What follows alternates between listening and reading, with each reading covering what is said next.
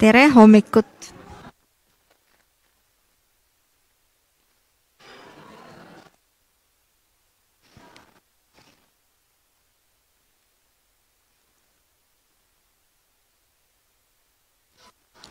Tere hommikut, tere hommikut!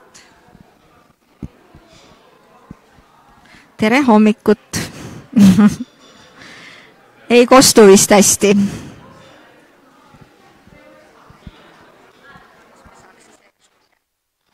Nii, tere hommikut! On leivafestivali teine päev ja oleme tsöliaakia ja gluteenivaba toidu seminaril ka teist päeva. Et eile oli meil toimekas päev, programm 2-tunnine ja aitäh siis tänastele tulijatele, kes pühapäeva on veetmas siin täna meiega. Tänase programm sarnaneb eilsele, selle vahega, et kui eile hommikul alustasime terminite tutvustusega, siis täna on kohe Liina Lüütsepp teie ees, meie seltsi vabatahtlik koolitaja ja psühholoog. Ja siis edasi juba räägib gluteenivabast küpsetamisest Birgit Paasmaa, et külastage Priileiva letti, et on head koju tooteid kaasa osta ja kas või sügavkülma panna. Tasakaalustatud gluteenivaba toitumine siis Anneli Pütsepalt algus 12.50 ja siis juba diskussioonpaneel, mida juhib Koolitoiduliidu juht Evelin Esajas ja meie seltsi vabatahtlikud Raili Valk ja Marget Merman räägivad enda kogemusi ja jagavad nippe, kuidas koolis ja lasteaias paremini koolitoitlustajatega hakkama saada. Ja pärast siis veel 10-minutiline kokkuvõte ka. Et mina olen Aive Antson, olen Eesti Tsöliaakia seltsi juhatuse esimees ja kes siis täna on tulnud kuulama, et otseselt meie ei ole osalejaid registreerinud ja tagasiside küsimustikku me teile saata ei saa, aga andke meile tagasisidet info@tsöliaakia.ee. Kuidas teile tundub, kas sellises formaadis leivafestivali raames siis gluteenivaba toidu seminariga jätkata või mitte, sest tegelikult aastast 2016 Eesti Tsöliaakia selts on ise korraldanud konverentsmesse, kus meil on olnud siis arsti esinemised, muud esinemised, pluss siis eraldi gluteenivaba toidu mess. Kuigi kui aus olla, siis eilne ja tänane hommik on mulle piisavalt ahaa-elamusi pakkunud ka leivafestivalil, et minu kotti on kogunenud küll vist 6-7 firma visiitkaardid, kes gluteenivabu tooteid pakuvad ka üleval ja keda tegelikult ennem ei teadnud, me ei osanud neid ka enne reklaamida. Nii et tegelikult siis leivafestivali plussiks on see, et saab ka koos pereliikmetega tulla ja osta siit kaasa endale tordatraleiba ja teised inimesed saavad siis pereliikmed vaadata muid leivatooteid ja määrdeid ja kõike muud, mida pakutakse. Aga toimekas 2-tunnine programm on algamas ja nii nagu siin hommikul ka inimestega rääkisin, et teadlikkust tuleb igatpidi tõsta, nii et võtame kõik seda rolli ühiskonnas ja ükskõik mis elujuhtumid ka edaspidi ette tulevad, et siis ikka tutvustame igal pool oma haigust ja anname teada enda vajadustest. Nii, aga annan sõnajärje üle Liina Lüütsepale.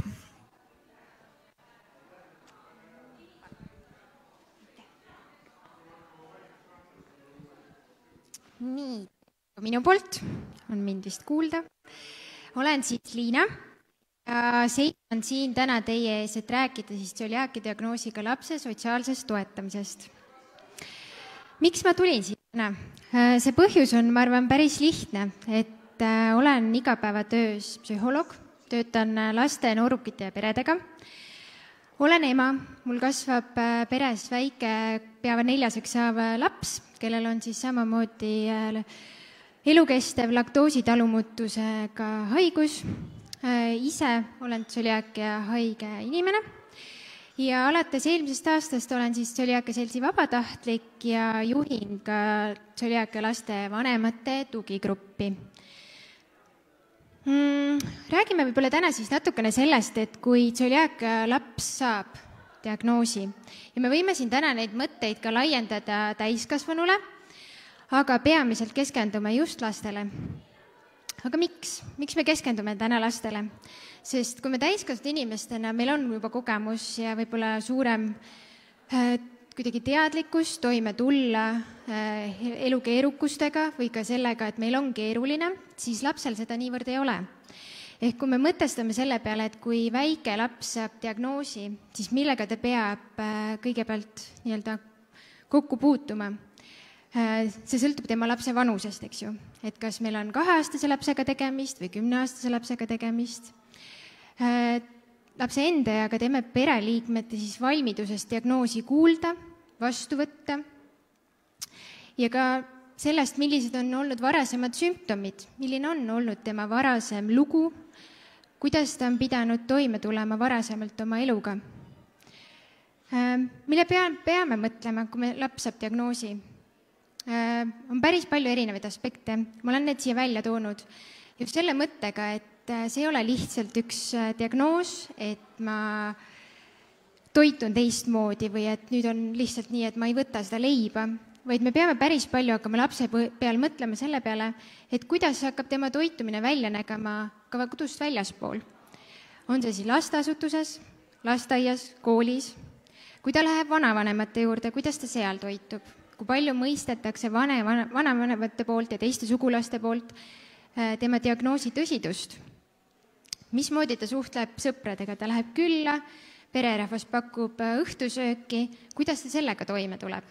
Või ka erinevad sündmused, ta läheb sünnipäevale. Me kõik teame, et laste sünnipäeval on kõige tavapärasem toit makaronisalat.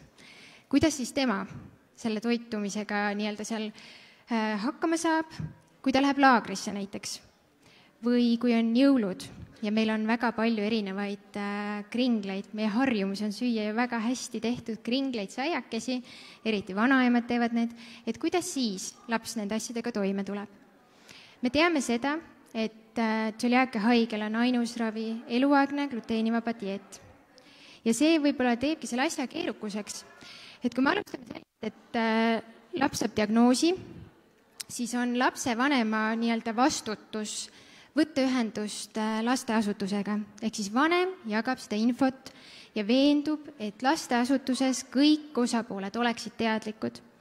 Me võime mõtiskleda, kas see on ainult vanema vastutus edasi ka teadlikkust nii-öelda hoida ja nii-öelda siis harida kööki või kasvatajat, et siin on kindlasti mõttekoht, ma arvan, ka laialdasel ühiskonnale, et kui palju me peaksime ise vanematena seda rolli kandma ja kui palju on haridusasutusel endal võimalus ennast harida, enda teadmist täiendada, et see peaks olema selline koostöine, võrdväärne vastutuse võtmine. Küll aga see, et meie teavitame vanematena siis köögipersonali, kasvatajaid, õpetajaid, klassijuhatajaid, et kõik osapooled, kes puutuvad lapsed kokku, on teadlikud sellest, et tema ei tohi süüa. Sest sageli laps ise, kes me ikka teame, laps ise ju unustab seda, et jaa, mul läks ju meelest ära, eks ju, eriti algusfaasis. Et see on tal kõrval olemas inimesed, kes oskavad teda nii-öelda vaikselt suunata. Ja oskavad talle pakkuda neid toite, eks ju, mis tal vaja on. Aga mis on võib-olla selle tsöliaakia puhul keerukus on see, et kui me mõtleme nüüd lapse peale, kes saab diagnoosi näiteks 1-aastaselt või 2-aastaselt, siis temal puudub see varasem kogemus ja teadmine sellest, mis tähendab väga hästi lõhnav kaneelisai, mida vanaema küpsetas. Või mis tähendab see hea šokolaadimuffin, mida ema alati pühapäeviti tegi, või need pannkoogid. Tema väga ei mäleta seda. Aga kui me kõrvutame siia lapse, kelle on 10-aastane laps või 15-aastane laps või täiskasvanud, me väga hästi mäletame neid emotsioone, mida me sõime, kui vanaema tegi pannkooke. Me mäletame see emotsiooni, kui me tundsime esimest korda seda head kaneelisaia lõhna. Ja see on põhjus, miks see muutub emotsionaalselt keeruliseks, sest me tahame neid varasemat kogemusi, siis tekib küsimus, aga miks ma enam ei saa? Ja kõige raskem on lapsel sellega toime tulla just sellises hetkes, kus ta tundub justkui, et nüüd on maailm läbi. Ma ei saagi enam seda head kaneelisaia.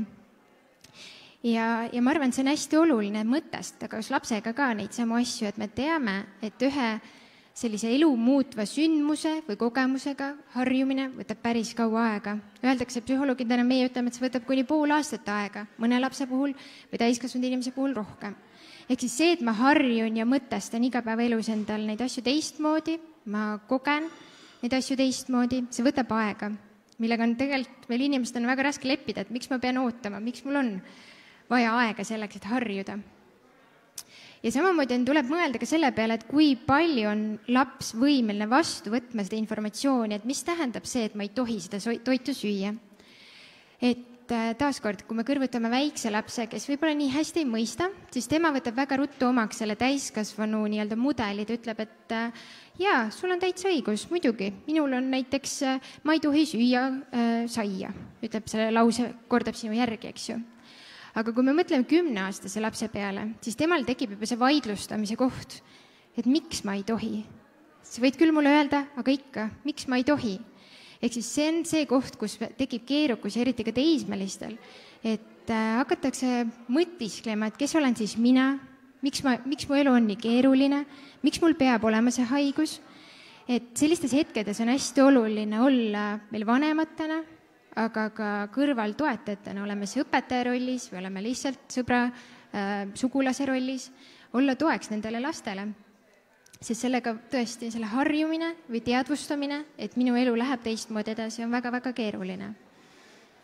Ja kui me mõtleme ka selle peale, et kui söömine on selline väga tugevalt sotsiaalne tegevus, enne me rääkisime sellest, et on kaneelisaia lõhn on selline emotsionaalne kogemus, et ma saan selle kogemuse, ma tean, mida oodata, sageli sinna juurde ka see kontekst, et vanaema tegi seda või ema küpsetas alati pühapäeval seda, siis ka lasteaedades me peame mõtlema näiteks või ka koolides tegelikult, eks ju. Aga lasteaedades on see sagedasem, kus toimub sünnipäevapeo tähistamine või et lapsel on sünnipäev, tuuakse näiteks kringlit lasteaeda või lasteaias toimub suur sünnipäevapidu, kõik lapsed söövad kringlit. Et kuidas siis sellises hetkes teha see lapse jaoks võimalikult mugavaks, et ka see laps, kes ei saa süüa seda tavalist kringlit, kas tema peale on mõeldud? Kas vanem ise võtab selle kringlitüki kaasa ja viib sinna või on tegelikult ka köögipersonal või lasteasutus juba mõelnud selle peale, et me teemegi sellise kringli, mida saavad kõik ühte samamoodi süüa. Sest kui me mõtleme selle peale, et see üks laps istub seal näiteks laua ääres ja tema ümber on 20 teist last ja tema tunneb, et tema ei saa seda võtta. Kui te panete ennast tema kingadest, te saate aru, kui keeruline see võib olla. Et kõik võtavad ja mina ei saa ja ma veel tunnen näiteks seda lõhna ka, seda mõnusat kringli lõhna. Ma tahaks tegelikult ju täpselt samamoodi süüa, et siis sellises hetkes on tegelikult hästi oluline võib-olla anda ka lapsele neid normaliseerivaid sõnumeid, mitte see, et ei ole hullu, et sul on oma või et küll me saame hakkama, või tegelikult see ongi okei, me olemegi kõik erinevad, sinul on oma vajadused, mõni teine laps võib-olla ei saa süüa, eks ju, muna või apelsini või muid selliseid allergeenseid toite või pähkleid näiteks, siis sina lihtsalt ei saa süüa seda nisu või rukist sisaldavat toitu, eks ju.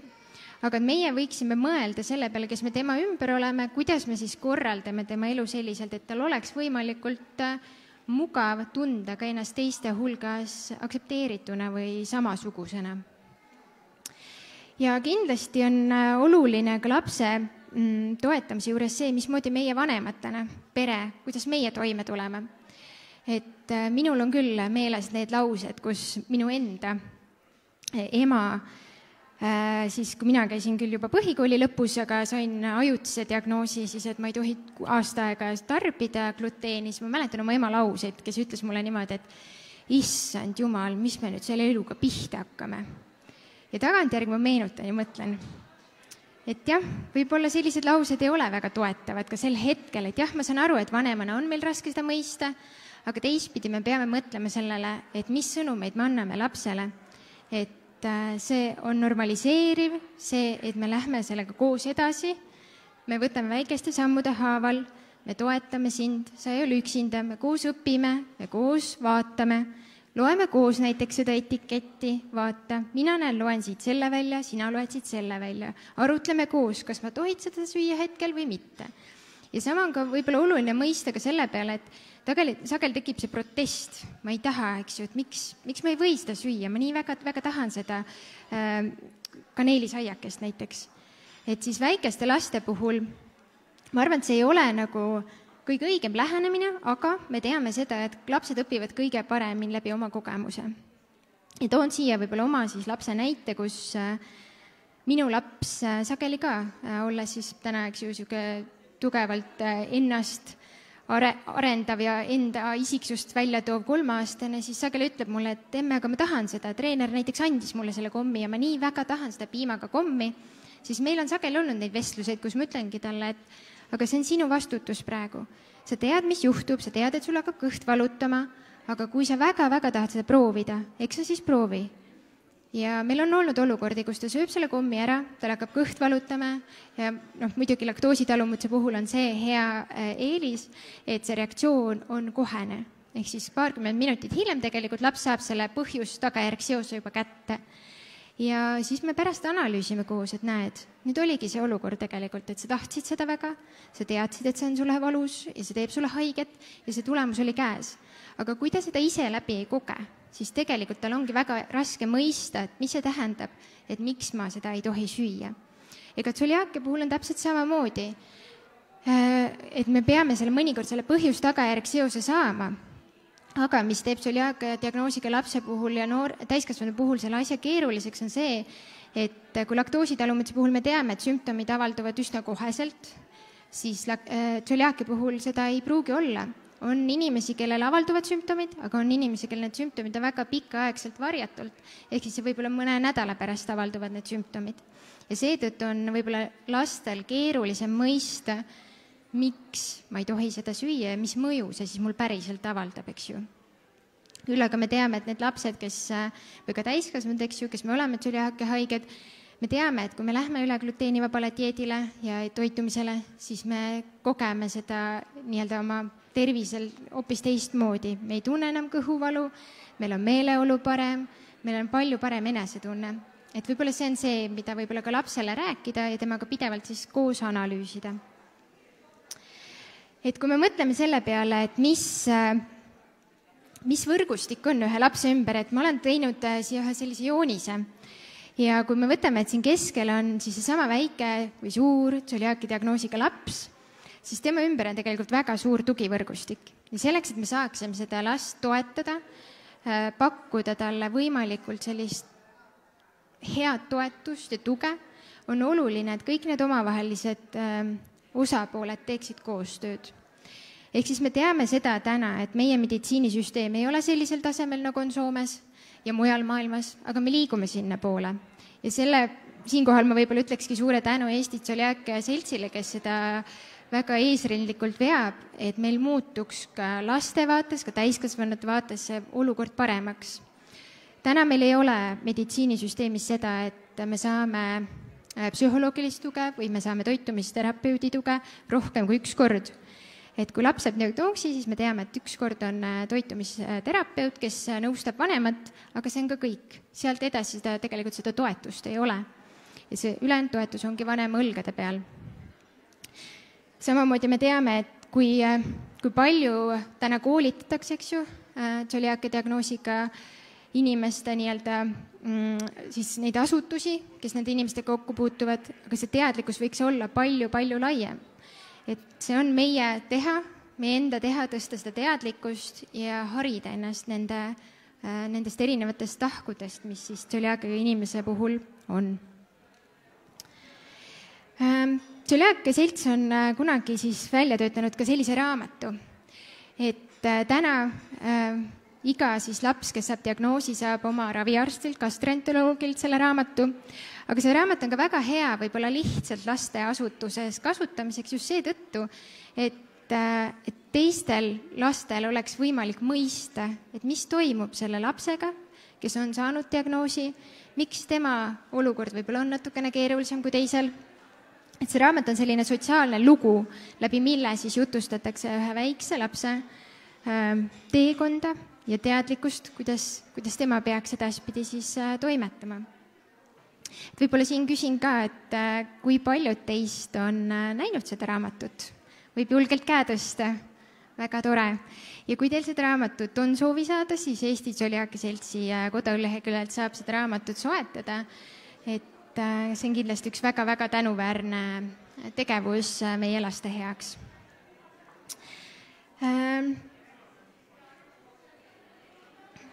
Et kui me rääkisime siin enne ka sellest, et mismoodi seda teadlikkust tõsta, siis täna on Eesti Tšoliaaki Selts võtnud tõesti selle poole, et ta nii-öelda tõstab vanemate teadlikkust, ta tõstab haridusasutuste teadlikkust läbi erinevate koolituste.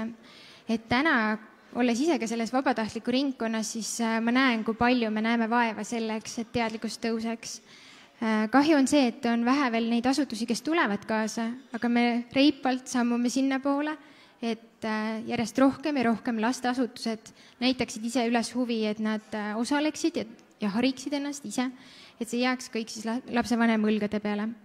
Samamoodi on toimunud lastelaagreid, on kogemusnõustamine, ehk siis Tšoliaaki Seltsi vabatahtlikud, kellel on endal siis kas diagnoos või on lähedalt kokku puutunud, siis sellega on kogemusnõustamine. Ja samamoodi siis ka alustasime laste vanematele tugigrupi loomisega, mille eesmärk ongi see, et me ühiselt istume koos, me arutame nende keerukust üle ja koos leiame võib-olla nii-öelda õlg õla kõrval neid järgnevaid samme, kuidas last paremini toetada.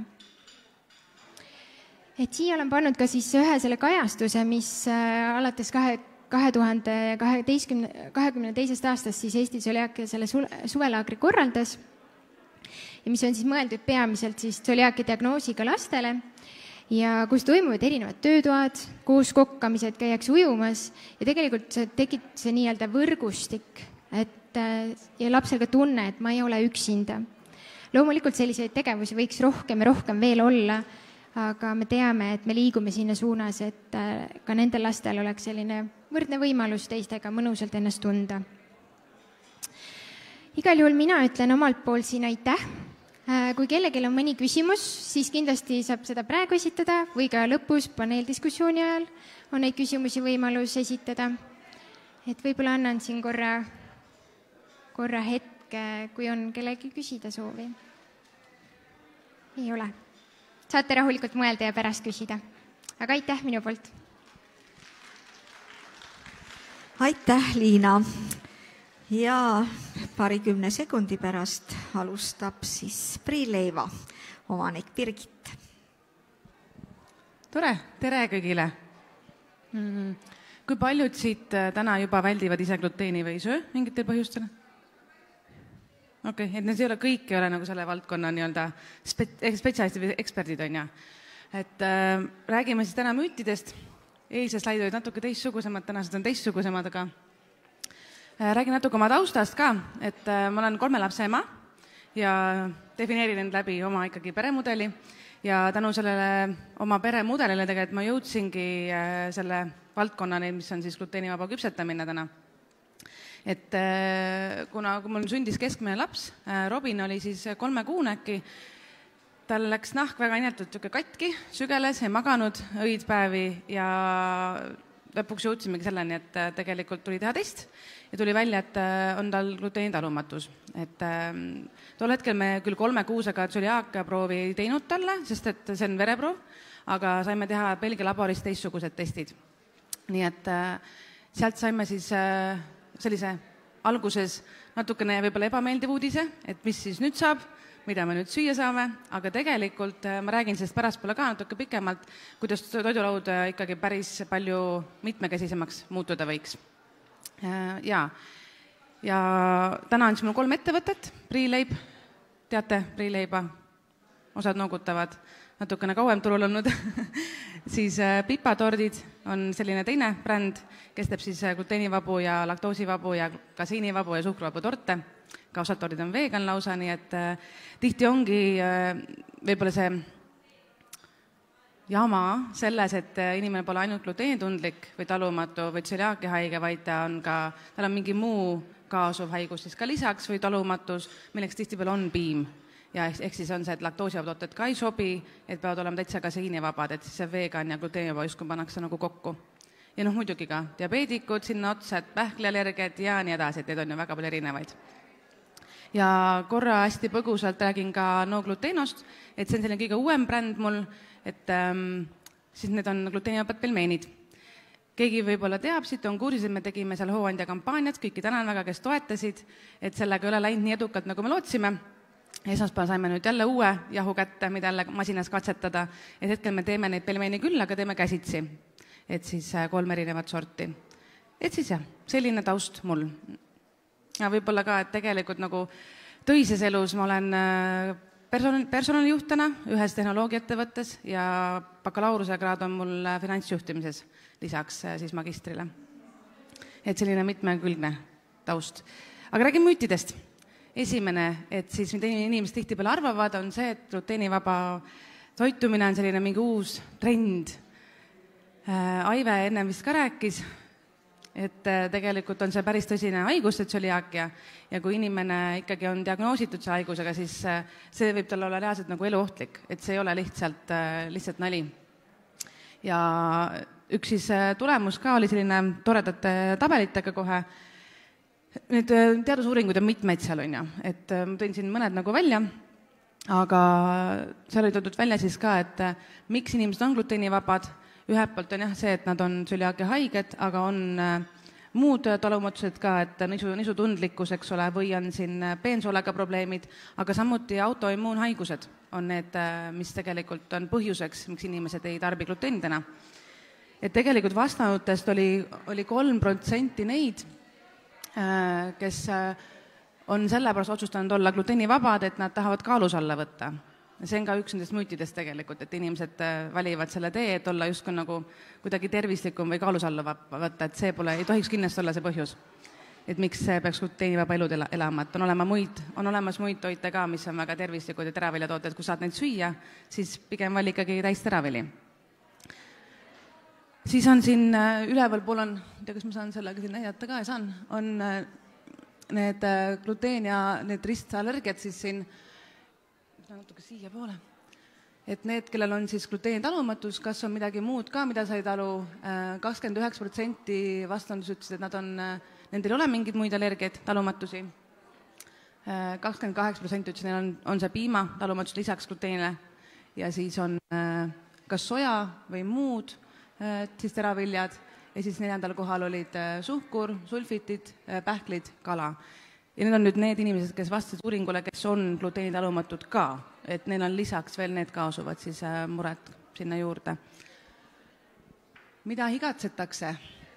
Tihti pigem on just selline mugavustoit, et ma tahaks ka minna, ma ei tea, kui ma sõidan Saaremaal, et ma lähen tanklast läbi, võtan omale ka mingi, ma ei tea, räppi kaasa või mingi, äkki vahest tahan ka purksi süüa.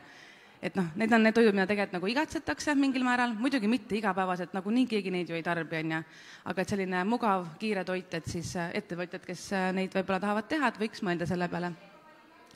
Et mina olen läinud burgerit ostma siis sinna Täkupoissi, kes Eesti poole sõidad, võtad selle teekonna ette ja lähed, kui sul burgerisu on.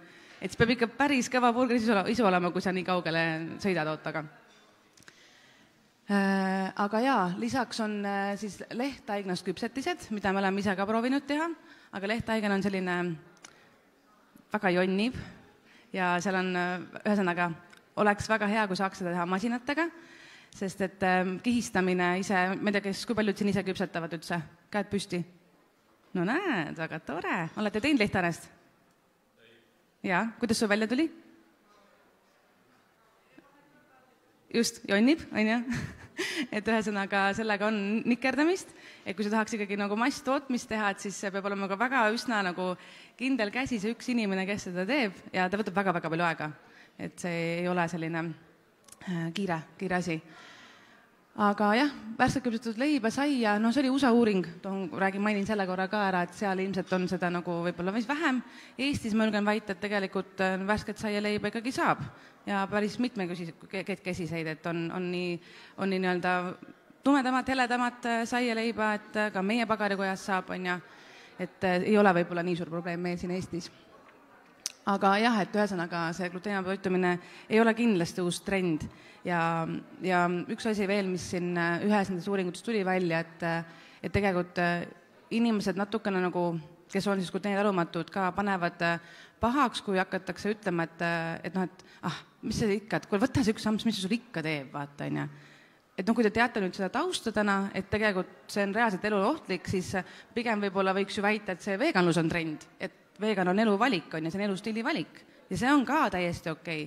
Aga et mitte nagu panna rõhkut üks või teine on halvem või parem, et täna toidupoes me käime ringi ka, et mida ma leian hästi palju, on vegan tooteid väga palju, aga ikka seal on nisujahu sees.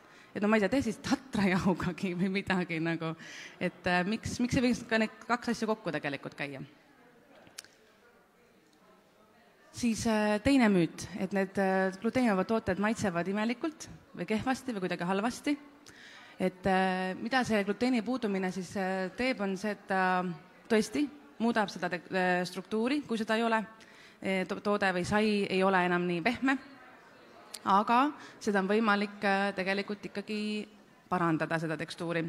Et kui sa kasutad jahusegusid, üks niisugune väike kiire retsept võib-olla teile kõigile ka, et kui sa tahad teha gluteenivabalt biskviiti kodus või sul tuleb sõbranna külla näiteks, on ja tahad proovida ise teha, siis osta kusagilt biomarketist siis maisijahu ja riisijahu, mis oleks gluteenivaba muidugi. Veskimati maisijahu ja riisijahu ei ole gluteenivaba, sest et ta on samadel liinil, toetakse nagu need teised tooted. Et siis võta maisijahu, riisijahu ja kartulitärklis, pane kõik 1/3 ja ta täitsa enam-vähem biskviidi tegelikult sealt, et ise kodus teha. Et annab teha väga lihtsalt kokku, ta ei tule väga palju kallim ka tegelikult, et selline kiire lahendus. Siis kui nüüd natukene nagu paremaid veel neid saiakesi ja asju hakata tegema või on mingid muud tooted, mida sa tahad küpsetada, siis teinekord peab mõtlema selle peale, et kas see taigen peab olema rohkem võib-olla venivam, natuke rohkem elastsem, kas ta peab olema võib-olla natukene niiskem, et siis peaks kasutama mingeid abiaineid. Ja abiaineid pannakse hästi vähe, et neid kunagi ei panda niimoodi 10, 20, 30 grammi, vaid pigem ikkagi, ma mõtlen siis kodustes keskkondades, kui te valmistate, on ja. Et suurtootmises kindlasti kogused ongi suuremad, aga see suhtarv, see võiks olla kusagil pool, 0,5–1% kogu jahukogusest, mis sa sinna lisad, on see siis ksantaankummi või kuaarkummi. Mis juhtub, kui sa liiga palju seda paned, on see, et tegelikult see taigen läheb kõvaks sul. Et siis ta ei tule sul enam välja. Et natukene, hästi natukene lisada ja sellest täiesti piisab. Et ksantaankummi näiteks on see, mis siis sidub tainast paremini kokku ja takistab seda nii-öelda liigset aurustumist, et see niiskust sealt välja läheks, kui sul on soovi sellise võib-olla hea taigna järele. Siis samas tabioki jahu, ma panin siia näitan juurde, annab painduvust, venivust juurde, et siis võiks sellega proovida teha näiteks seda rullbiskviidi taigend. Et sellised nagu nüansse, nippe ma panin siia, aga te võite ise guugeldada ka, et gluten-free baking beginner's guide, et siis alustaja, gluteenivaba küpsetaja mingisugused juhendid.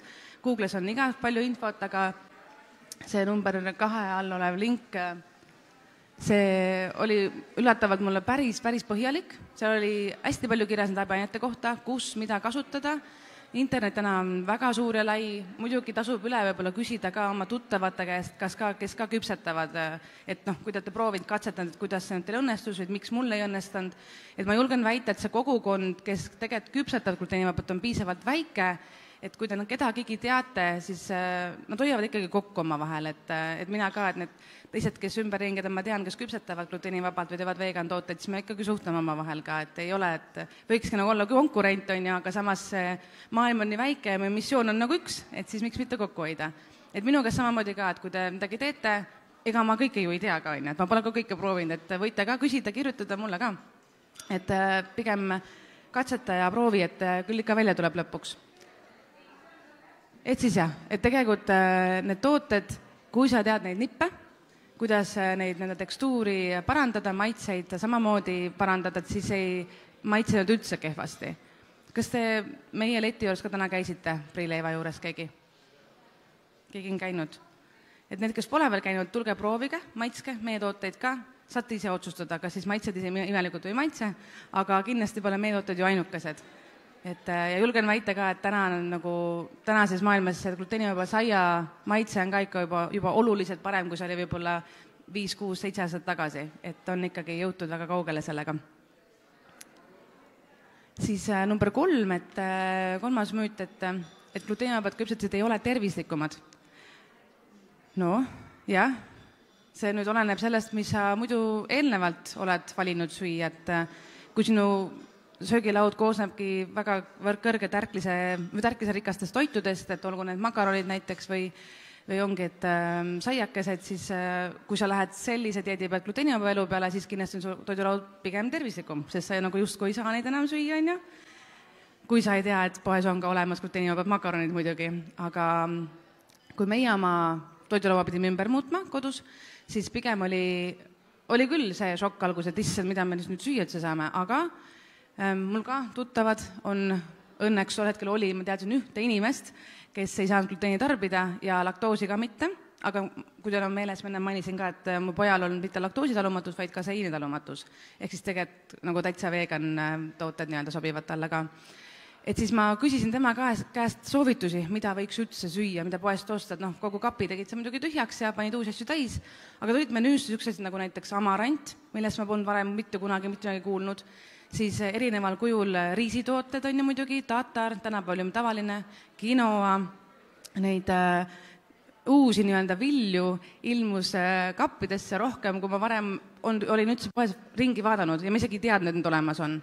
Et samamoodi salatid, sinna sisse hakkasid käima rohkemal kujul igasugused hernelised, kaunalised, seemned, pähklid, et ikkagi hoiad nagu silmas seda, et saaks kõik oma toita neid ju kätte. Ja kuidagi võib-olla see, mitte et ma varasemalt pole kunagi mõelnud selle pealt tervislikult toituda, mul endal, kui ma olin 1,5-aastane, mul oli 10 asja, mida ma võisin üldse süüa, et mul olin hästi-hästi suur allergik ise ka, aga siis ma kasvasin sellest kuidagi nagu välja. Gluteeni ei olnud neist tol hetkel üks, või vähemalt üle 30 aastat tagasi seda ei öeldud minu emale. Ehk siis ma olen eluaeg nagu pidanud jälgima, vaatan, mida ma söön, aga seda enam, kui sul on endal lapsed juba ka, et sa ikkagi hoolid sellest, mida nad ka endale suhu topivad. Et siis pigem, et see oleks nagu tervislikum. Võib-olla asi, millega peaks nagu arvestama, jah, see, et sul seda kalori defitsiiti ei tekiks. Et see ja pigem nagu ütleme sinna süsivesikute puhul ka, et mitte valida kiiret süsivesikut, et kes teab natukene glükeemilisest koormusest ja glükeemilisest indeksist, siis teab, et kui sa sööd šokolaadi, siis läheb see veresuhkur hästi kiiresti ülesse, aga sama kiiresti kukub see alla tagasi ka. Et kui sa sööd näiteks selle asemel puuvilju, siis ta tõuseb aeglasemalt sul ja sul on täiskõhutunne natuke pikemalt, võtta või banaanjõun on ja ta langeb ka sul rahulikumalt. Et ei teki seda neid söömis nii-öelda nagu hoogusid, et tahad jälle midagi head, tahaks jälle midagi head, et pigem valida teistsugune siis selline süsivesik, mida süüa. Toidulaua muudatuste kohta ka veel nii palju, et soole limaskest on see, mis tegelikult tihtipeale inimestel pigem nagu paraneb, et see inimene läheb paremaks. Ma ise jätsin omal ka gluteeni menüüst välja, kuna Robin oli siis tol hetkel 5-kuune ja väike laps on ja, et minu käest ta sai oma toidu, et siis mina pidin oma toidulauda korrigeerima. Ja mis ma avastasin, oli see, et issand, mul polegi enam kõhu kaasa. Mis värk on nagu? See on, et okei, väga imelik. Siis, kui ma jätsin piima ära välja menüüs, siis ei tekkinud mul enam vistrikke. Ja mõtlesin, kui päris hea on niimoodi ju. Ma ei tea, mulle mõjus nii. Jällegi, mina olen mitte kunagi testi teinud, aga ma tunnen ennast palju paremini. Mul on energiat oluliselt rohkem, kui mul kunagi varem olnud on. Et see nii-öelda pidev väsimus, kroonilised põletikud, need on ka tihti ühed sellised kaasuvad sümptomid. Ja kui ma selle peal täna mõtlen, võib-olla nagu on mul need ka, äkki peaks ka testi tegema, aga ma lihtsalt pole jõudnud selleni. Kuna ma nüüd olen tänaseks, Robin on 6-aastane, olen siis, nüüd on peaaegu 6 aastat, ei ole tarbinud, ma siin pool aastat tagasi mõtlesin, ma siis proovin, ma teen ka selle testi ikkagi ära. Aga kui sa ei ole nii palju tarbinud, nii kaua tarbinud, sa pead päris mitu nädalat tarbima gluteeni ja seda oli vist 4 saia päevas, kui ma ei eksi, saiaviilu, mitte saia, 4 saiaviilu päevas, et see testi teha. Ma jõudsin vist nädal aega süüa 4 viilu saia, mul olid käed kõik jumala lõhki, katki, sügelesid, ebameeldil olla, mõtlesin, mul ei ole testi vaja.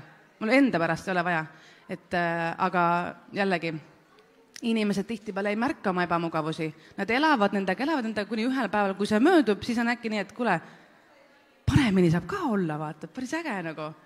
Nii et tasub nagu vaadata üle oma toidulaud pigem ja vaadata, mõelda, äkki on gluteense, ei pruugi muidugi olla, aga tasub mõelda, et toit on ikkagi meie kehaküte, see, mida me sisse paneme, seda me saame välja ka. et pigem jah, et ma ütleks, et gluteenivabad tooted ei ole kahjulikumad kuidagi, mis on seal enamasti sees on ju mandlijahu. Mandlijahu on täpselt selline jahu, mis on, pigem on seal head rasvad, ta on pigem tervislikum, kui on ammugi nisujahu. Nisujahu on väga kõrge süsivesik, on ju. Aga samamoodi need küpsetajad, kes teevad gluteenivaba küpsetisi ja meie ise samamoodi ka, sa vaatad iga tooraine üle, kus sa seda tegelikult saad, mis sinna sisse paned. Kui te kasutate võid või kui me kasutame laktoosivaba võid ka, et siis on ikkagi see kvaliteetne või, mis tuleb ikkagi õigest piimafarmist, on ju, et see tooraine kvaliteet oleks ka nagu oluliselt parem.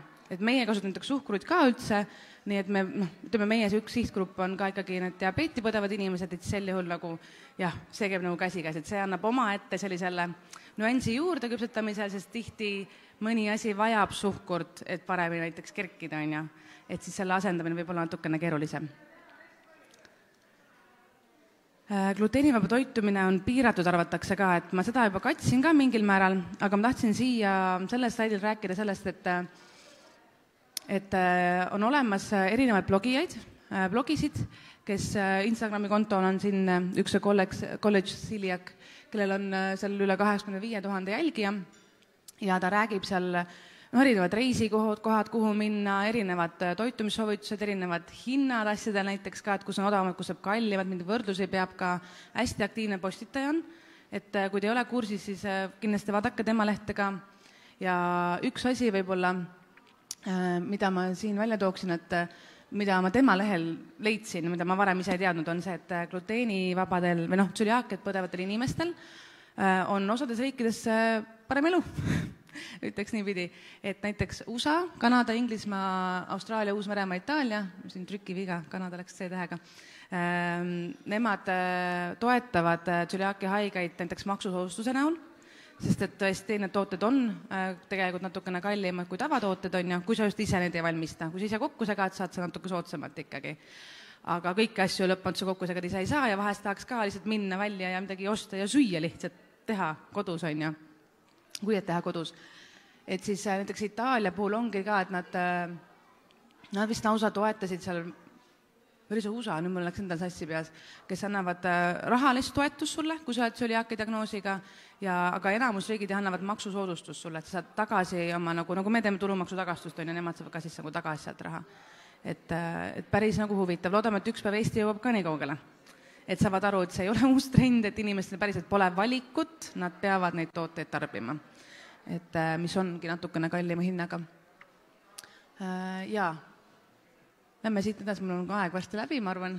Et siis võib-olla viimaseks müüdiks nii palju, et gluteenivaba küpsetamine arvatakse, et on väga-väga keeruline.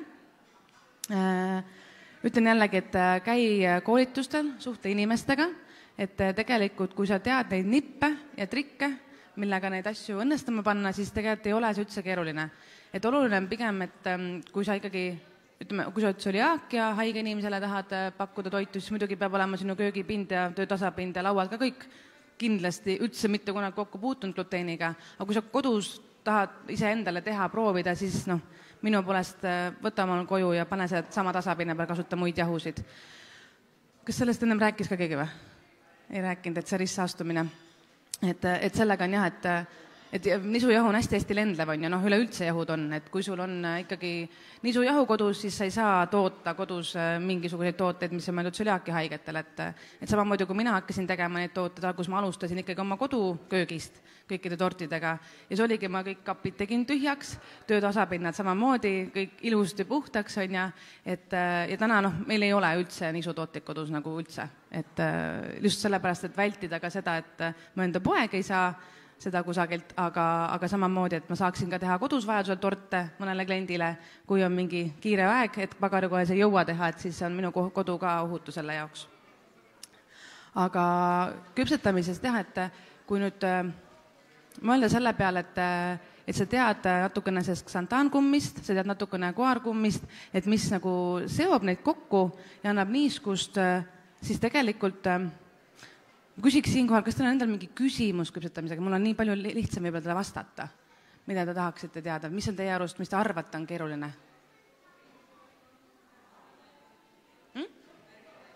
Pärmitainas, et see on keeruline? Ahah. okei. Ja sellega, kui sul on suhkur või kasutada, siis on kindlasti kergem, sest et suhkur aitab seal seda paremini kergitada, on ju. Et meie teeme gluteenivabalt, on ju, et neid pärmiga küpsetisi, juuretisega on keeruline, ma ütlen. Et pärmiga ta kerkib ilusti. Pärmi puhul on see, et sa pead teadma neid, või ütleme, et see jahu peab olema piisavalt ikkagi kerge, on ju, ta ei saa olla nagu väga raske jahu ja kääritimise aeg on kindlasti pikem. Sa pead rahulikult laskma kerkida ja niiskes keskkonnas kindlasti, et ta sul õnnestuks. Et see ei ole nii keeruline, kindlasti mitte. Et juuretisega on pigem see, et me oleme proovinud, ühe korra õnnestub, oma ei õnnestu jälle. Ja siis me oleme selle sinna paika jätnud, me oleme korduvalt proovinud, aga et gluteenivaba juuretisega küpsetamine, see on tõesti keeruline. Et see on pigem teekond, mida ma olen väga hindaksin, kui keegi selle ette võtab, mõni pagar näiteks, ja hakkaks tegema, me hea meelega tarbiks neid tooteid ka. Kuigi, ega pärm ei ole otseselt ju kahjulik. Et selle kohta on ka, must eelmine aasta vist räägiti pärmist ka siin mingil seminaril, et pärm on väga häid erinevad aineid tegelikult annab su kehale, et oluline jällegi kogus, palju sa pärmi taiganud või pärmi tarvitad, on ja. Natukene vähesel kujul pärmi süüa ei ole üldse kahjulik. Et inimestel jällegi see on võib-olla ka üks sükestest müütidest, et ainult see juuretis on kõige parem ja kõige tervislikum, et kindlasti mitte. Aga mida peaks silmas pidama, et küpsetades siis gluteenivabalt, kui me räägime lisaainetest ka, et sul võiks olla köögis teatud mingid muud võib-olla tööriistad, asjad, mida sul varem pole olnud, nagu näiteks grammikaal, sest et kui me räägime nendest lisaainetest, sa pead tõesti need kaaluma nii, et sul on neid lähebki 1 gramm või 1,5 grammi kusagil taigna sisse ja no tavakaal ei võta sul seda välja, ma ütlen. Et ta võib-olla heal juhul on sulle 5 grammi, siis kui seal all on juba 100 grammi olemas, siis ta natukene paned juurde, siis ta nagu näitab sulle. Aga siis sa paned, äkki oih, 25, et hüppab üles niimoodi. Aga kindlasti jah, et see kaal võiks olla see, mis on sul olemas. Aga erinevad, ongi, nõud peavad olema lihtsalt on ju puhtad ja varu erinevaid potikesi endale, sest et kui sa kokku segad, siis kindlasti neid nõusid on natuke rohkem vaja. Teised inimesed, enne mainisin ka koolitused, otsige koolitusi internetist, kes teevad neid ja küsige nende käest ka, käige ise koolitusi, harige ise ennast ka. Et mina samamoodi täiendan ennast nii tihti, kui ma näen, et kusagil keegi midagi teeb. Et käis just siin hiljaaegu, oli mingisugune äkki pool aastat tagasi, oli Richard Hawk, üks maailmakuulus vegan ja gluteenivaba kondiiter, siin Eestis koolitamas, et ta oli 3-päevane koolitus, äkki kui ma eksi, et käisin ise ka seal, sain väga palju teadmisi juurde. Aga see oli nüüd ka, kuidas kombineerid kokku siis see gluteenivaba ja vegan maailm näiteks. Ja näiteks vegan küpsetiste puhul, et paljud teavad, et linaseemnetega annab muna asendada, et on nagu jah, et siuke seob ja nii ja aga et näiteks seda saab kasutada ka kartulivalku, seda ma ei teadnud. Et on siuke pulber, mida reaalselt läheb 0,2% kogu retsepti kogusest sisse. Siis sel hetkel ma ostsin oma grammikaalu. Sest et seda oli nagu tõesti raske välja kaaluda. Et on kartulivalk, mis üli hästi töötab. Aga jällegi on herneproteiin, hernevalk samamoodi ka, mida kasutatakse vegan küpsetistes, et need lisaaineid tegelikult, mis on täiesti looduslikud, ei kahjusta mitte kellegi tervis kuidagi, et on olemas, küsige, uurige. Ja siinkohal võib-olla ütleks lõpuks ka, et katseta. Ära anna esimese korral alla, kui ei õnnestu, et kindlasti õnnestub, aga et vältida seda õnnestumist 10-kordselt, küsi kellegi käest, uuri, guugelda, et tänapäeva inforikkas maailmas kindlasti sa leiad omale vastuse. Kas teil on küsimusi? Minu poolt on kõik.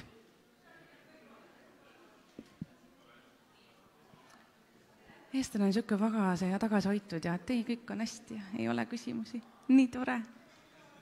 Kuulen.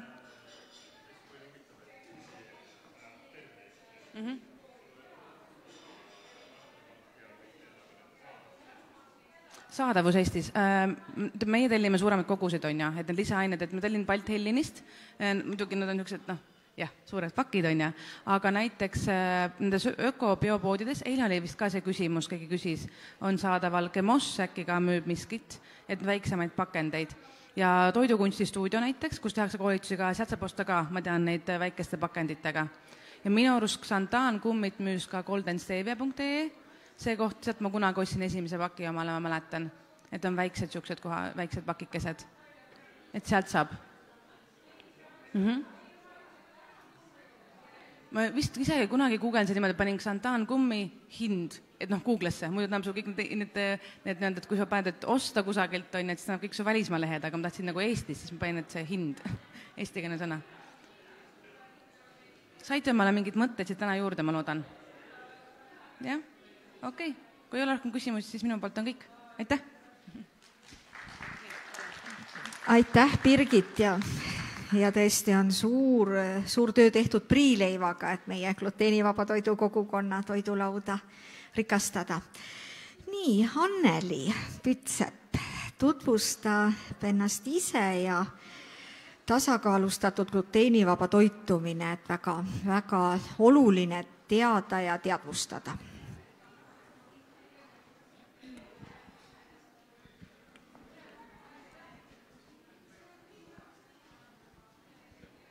Tere ka minu poolt. Lähete ära, väga kurb. Mina siis räägin gluteenivabast tervislikust tasakaalust toitumisest. Et ma natukene puudutan ka neid teemasid, mida Birgit rääkis, aga räägin siis, kuidas ma ütlen, nii-öelda toitumisterapeudina sellest. Aga ma hästi lühidalt tutvustan ennast, miks ma teie ees täna seisan. Olen siis tegelikult psühholoogi haridusega Tallinna Ülikoolis lõpetanud selle ja ka mina olen ema, seda ma siia välja ei toonud, aga ka mina olen tegelikult 2 väikse lapse ema ja kui ma oma esimese lapse sain, siis läksin õppima toitumisnõustajaks. Ja kui teine laps sündis, siis läksin edasi toitumisterapeudiks ja täna olengi siis toitumisterapeut. Ja samuti olen ma töötanud ka kokana, nii et kokaks ma nihverdasin ennast ka kunagi ja mul on ka see kogemus. Ja samuti olen siis ka tervistoidust asutaja. Töötan Fertilitase erahaiglas, olen nende koostööpartner ja samuti siis ka Synlabi koostööpartner.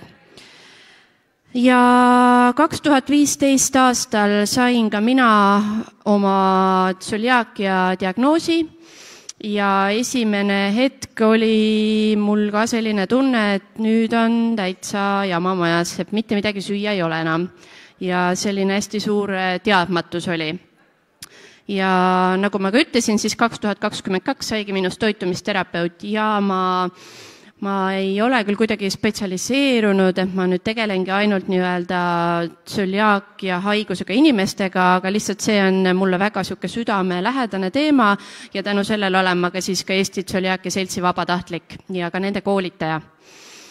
Aga lähme asja juurde, räägime siis gluteenivabast toitumisest. Et nagu see ikka juba läbi on käinud, siis gluteenivaba on toit, mis ei sisalda nisu, rukkist ega otra. Ja gluteeni, ütleme, et tsöliaakia haige ainus ravi ongi eluaegne range gluteenivaba dieet. Et see ei ole selline dieet, ma ise, kui ma selle diagnoosi sain, siis ma korra katsetasin seda, et ma hakkan vaikselt tagasi tooma mingi hetk, siis jah, kahjuks see nii ei ole. Et kui sa ikkagi saad tsöliaakia diagnoosi, siis see dieet on eluaeg. Muu moodi lihtsalt ei saa. Kahjuks meil ei ole veel täna selliseid ravimeid, mis kuidagi nagu leevendaks meie olukorda. Ja gluteen kõige lihtsamalt öeldes on siis teraviljavalk ehk siis kleepvalk. Nagu Birgit siin ennem ka rääkis sellest küpsetamisest, siis jah, see kleepvalk on siis see, mis tõesti määrab ära nii-öelda selle taigna küpsetamise omadused. Et kui me kasutame näiteks tavalist nisujahu, siis siin pildi peal on ka selline, ma arvan, et te kõik kujutate ette, kui pehme see sai on, et seda on isegi nagu keeruline lõigata, nii mõnus pehme. Ka mina tahaks sellist saia süüa, aga tihtipeale need gluteenivabad küpsetised, kui sa ei ole nii osa muidugi kui Birgit, siis need kipuvad olema sellised, vähemalt minul, paar nädalat tagasi väljast kivikõvad, ja seest täiesti toored.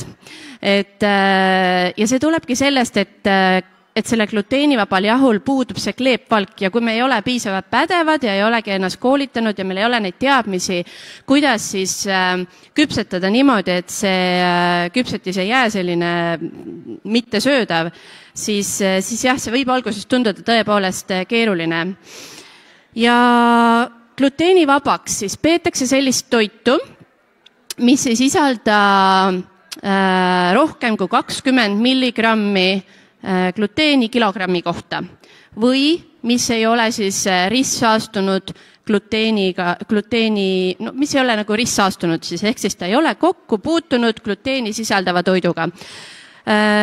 Ma puudutan seda ristsaastumist kohe ka rohkem, aga eelnevalt ma siis mainin teile ära, et gluteenivabad siis looduslikult on kõik köögiviljad, puuviljad, seemned, pähklid, eks ole, munad, toidurasvad, siis seal on üks selline joonekene vahel, et iseenesest on gluteenivabad ka igasugused piimatooted, lihatooted, kalatooted, aga miks on seal joon vahel, ongi see, et meil võib juhtuda, me näiteks, me leiame poes kindlasti rukkikamaga piimatoote või siis meil on näiteks, ma ei tea, lapsepõlve mälestus mul kalapulgad, eks ole, siis ei saa öelda, et see kalatoode on gluteenivaba, et siin peab alati koostist jälgima.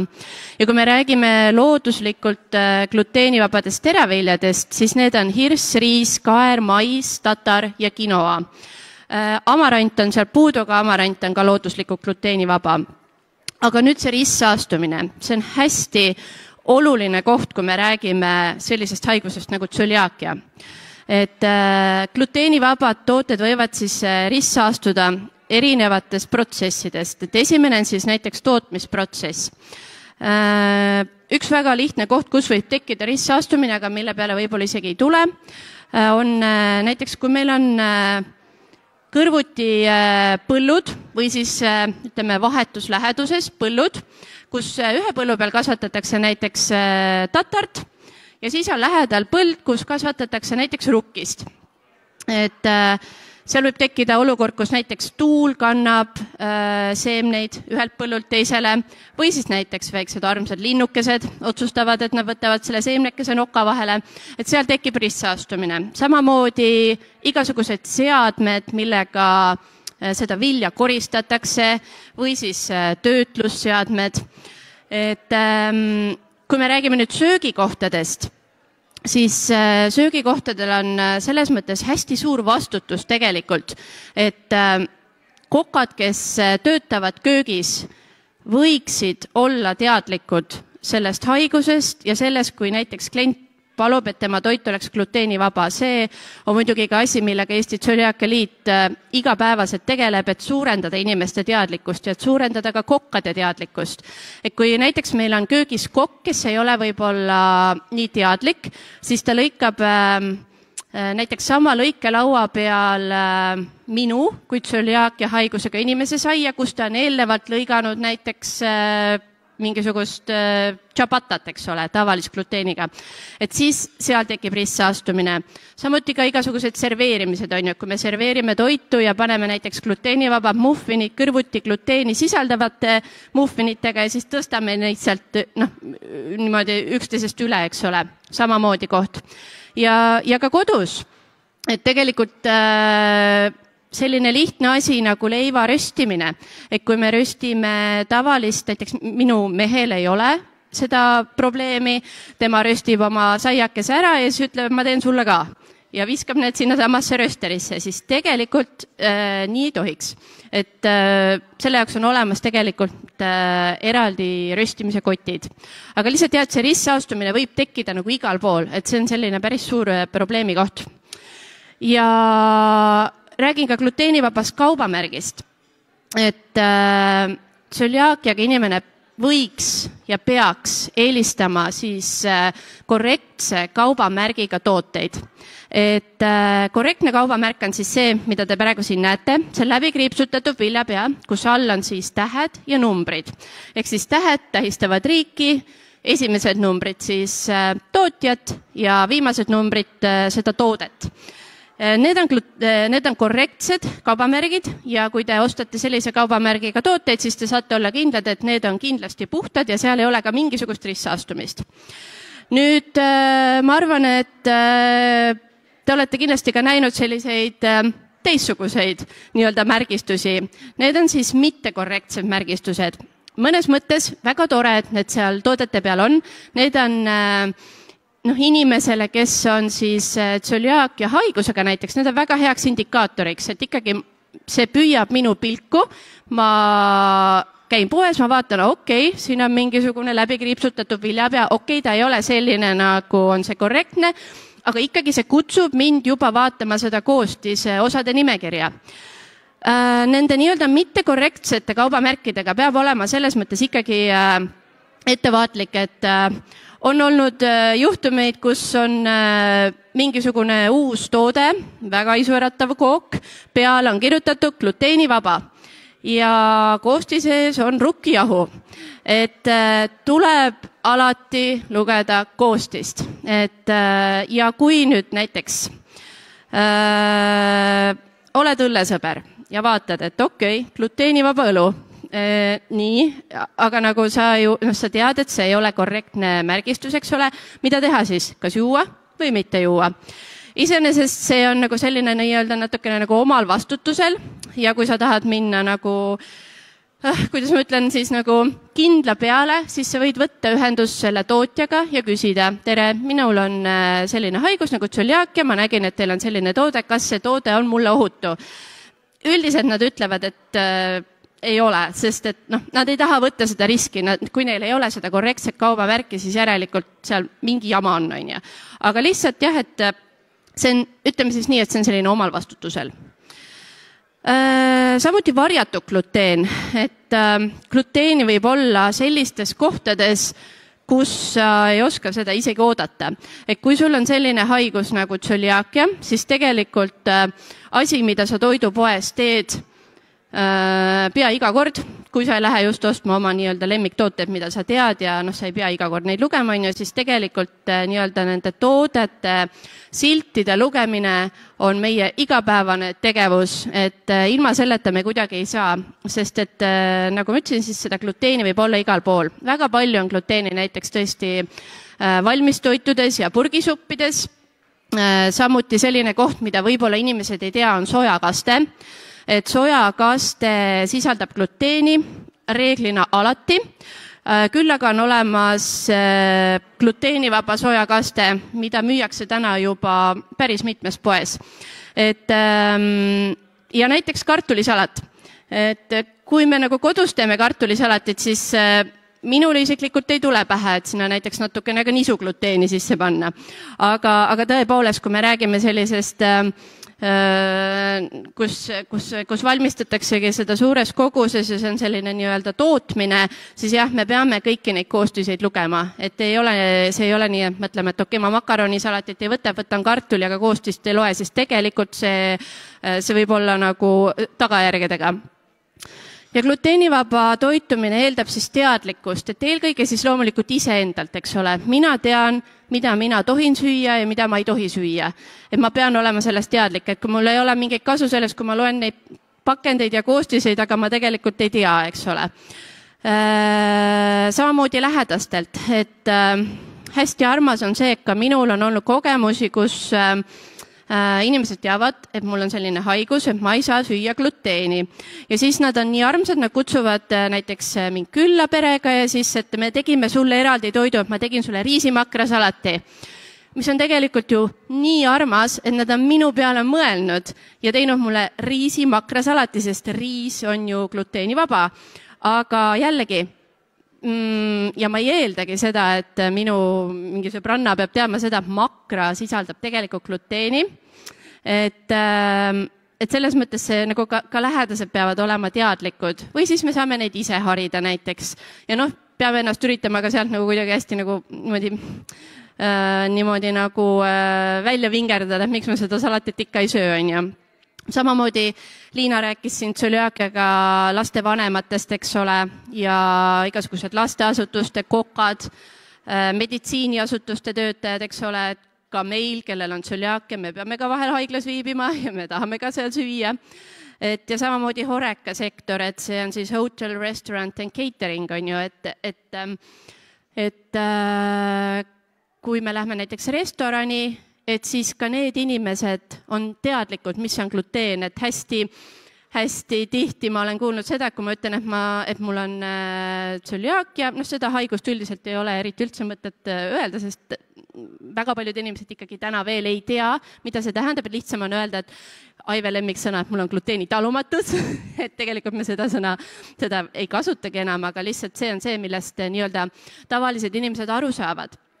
Ja ma ütlen, et mul on see asi, et kas see toit on näiteks gluteenivaba, et me ei tea, et ei ole, et see sisaldab muna.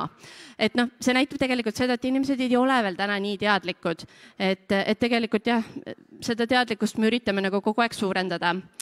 Ja täpselt, et ma toon siin ka näite, et nisu ongi siis tegelikult turum, kamut, spelta, pulgur, kuskus ja nisutärklis, et olen ka ise saanud küsides gluteenivaba salatit, toodi mulle väga isueratav, iseenesest väga tervislik salat, kahjuks kuskussiga. Ja odra kohta siis, et me kõik, enamus inimesed, ma arvan, teavad, et õlu sisaldab odralinnaseid, eks ole. Aga kas ka seda näiteks, et ka maisi, helbed ja halva võib sisaldada odralinnaseid, on ju, et need on jälle sellised asjad, et kui ma lähen näiteks ostma halvaad, siis ma pean ikka seda koostist jälgima, et seal ei oleks seda odralinnast. Ja nagu ma ka mainisin, siis gluteenivaba toitumine peab olema hästi range ja et lubatud on siis 20 milligrammi kilogrammi kohta. Ja juba tegelikult 50 milligrammi gluteeni kahjustab tsöliaakiaga inimese peensoolt. See on tegelikult hästi väike kogus, et ma olen siia teinud sellise visuaalse pildi, et te saaksite aru, et see on täiesti tavaline röstsaiaviil, selline klassikaline, ja kui me jagame selle nüüd 40 tükiks, siis see üks tükk, mis on seal punaseks tehtud, on tegelikult juba tsöliaakiaga inimese peensoolele kahjulik. Ja seal all on selline terve naisterahvas, kellel ei ole mitte mingisugust probleemi gluteeniga. Ja selline tavaline terve inimene tarbib gluteeni umbes 10 000 milligrammi päevas. Ehk siis mõelge, milline vahe see tegelikult on, eks ole.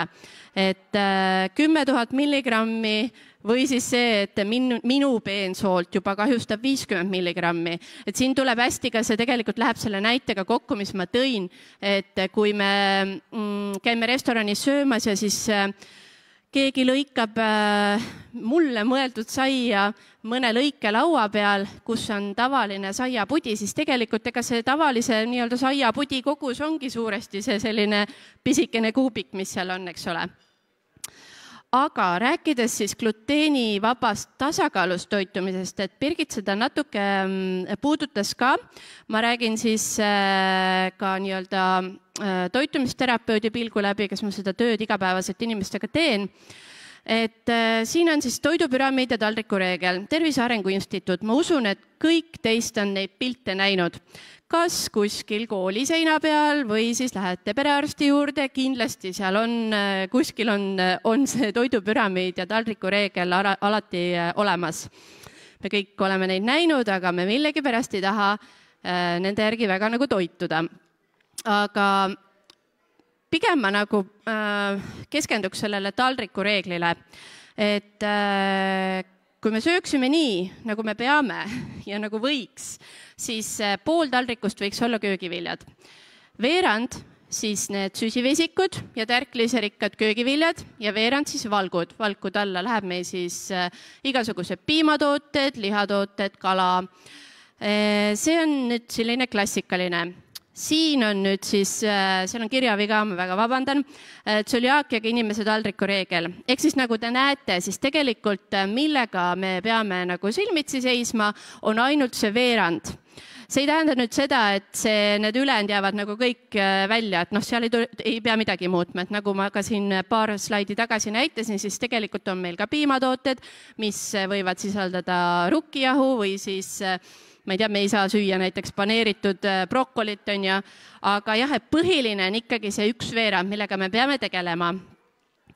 Aga kuidas siis süüa gluteenivabalt, aga tasakaalus? Et tasakaalus toitumine tagab meie kehale kõik vajalikud toitained. Ja meie menüü peaks sisaldama väga palju puu- ja köögivilju, et olles ka Eesti Toitumisterapeutide Assotsiatsiooni liige, siis nende soovitus on isegi kuni 7 portsjonit päevas. Ja portsjonisüsteem on ilmselt võib-olla natukene keeruline, siis see tähendab seda, et me võiksime süüa umbes 700 grammi köögivilju päevas. Seda on ikka väga palju. Ja mina isiklikult ka ei suuda nii palju, aga kui ma näen nagu inimesi, kellega ma täna tegelikult nagu töötan, siis nad kõik kirjutavad mulle sinna ankeeti, et tarbin umbes 1 või 2 portsjonit päevas, et seda on ikka väga vähe. Samuti, mida on inimeste menüüdes vähe, on seemned ja pähklid ja kaunviljad. Kui nüüd on tegemist tsöliaakia haigusega inimesega, siis võiks valida nii palju kui võimalik mitme vilja ja täisteratooted.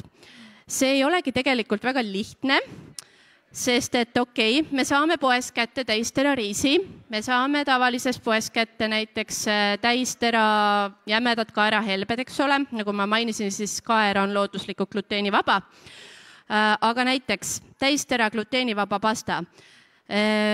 Kui ma lähen näiteks Selverisse, siis selles mõttes on nagu kõik väga hästi, et täna juba on põhimõtteliselt kõikides poodides gluteenivaba pasta olemas, aga täistera pigem on selline mohepoe teema, et seda ei ole. Ja näiteks täistera gluteenivaba leib ka, pigem nagu kuskilt Selverist või Rimist või Prismast sellist asja ei saa, aga võimalusel võiks need meie menüüs olla. Ja kindlasti võiks menüüsse lisada toortatra ja sellest tehtud tooted. Ma näitan kohe näpuga sinna, et sealt saate väga häid tooteid, et neid kindlasti tasub osta. Ja mis probleemid siis meil on, kui me räägime tsöliaakiast ja toitumisest, siis tavaliselt, kui inimesed lähevad gluteenivabale toitumisele üle, siis mingi aja pärast tekib neil kindlasti kiudainete ja B-vitamiinide puudus. Ja kiudained on siis nii-öelda lahustumatud süsivesikud. Ja miks meil neid vaja on? Tegelikult meil on neid vaja isegi 25–35 grammi päevas. Jällegi, kui ma teen inimestele menüüanalüüsi, siis tavaliselt on kiudaineid väga vähe ja see ei tähenda seda, et nad on kõik gluteenivabal toitumisel, kes minu juurde tulevad, vaid lihtsalt tänapäevane elustiil on juba selline nii-öelda kiudainete vaene. Aga miks meil neid vaja on? Just sellepärast, et meie kõht püsiks kauem täis, et meil oleks piisavalt kaua selline küllastustunne.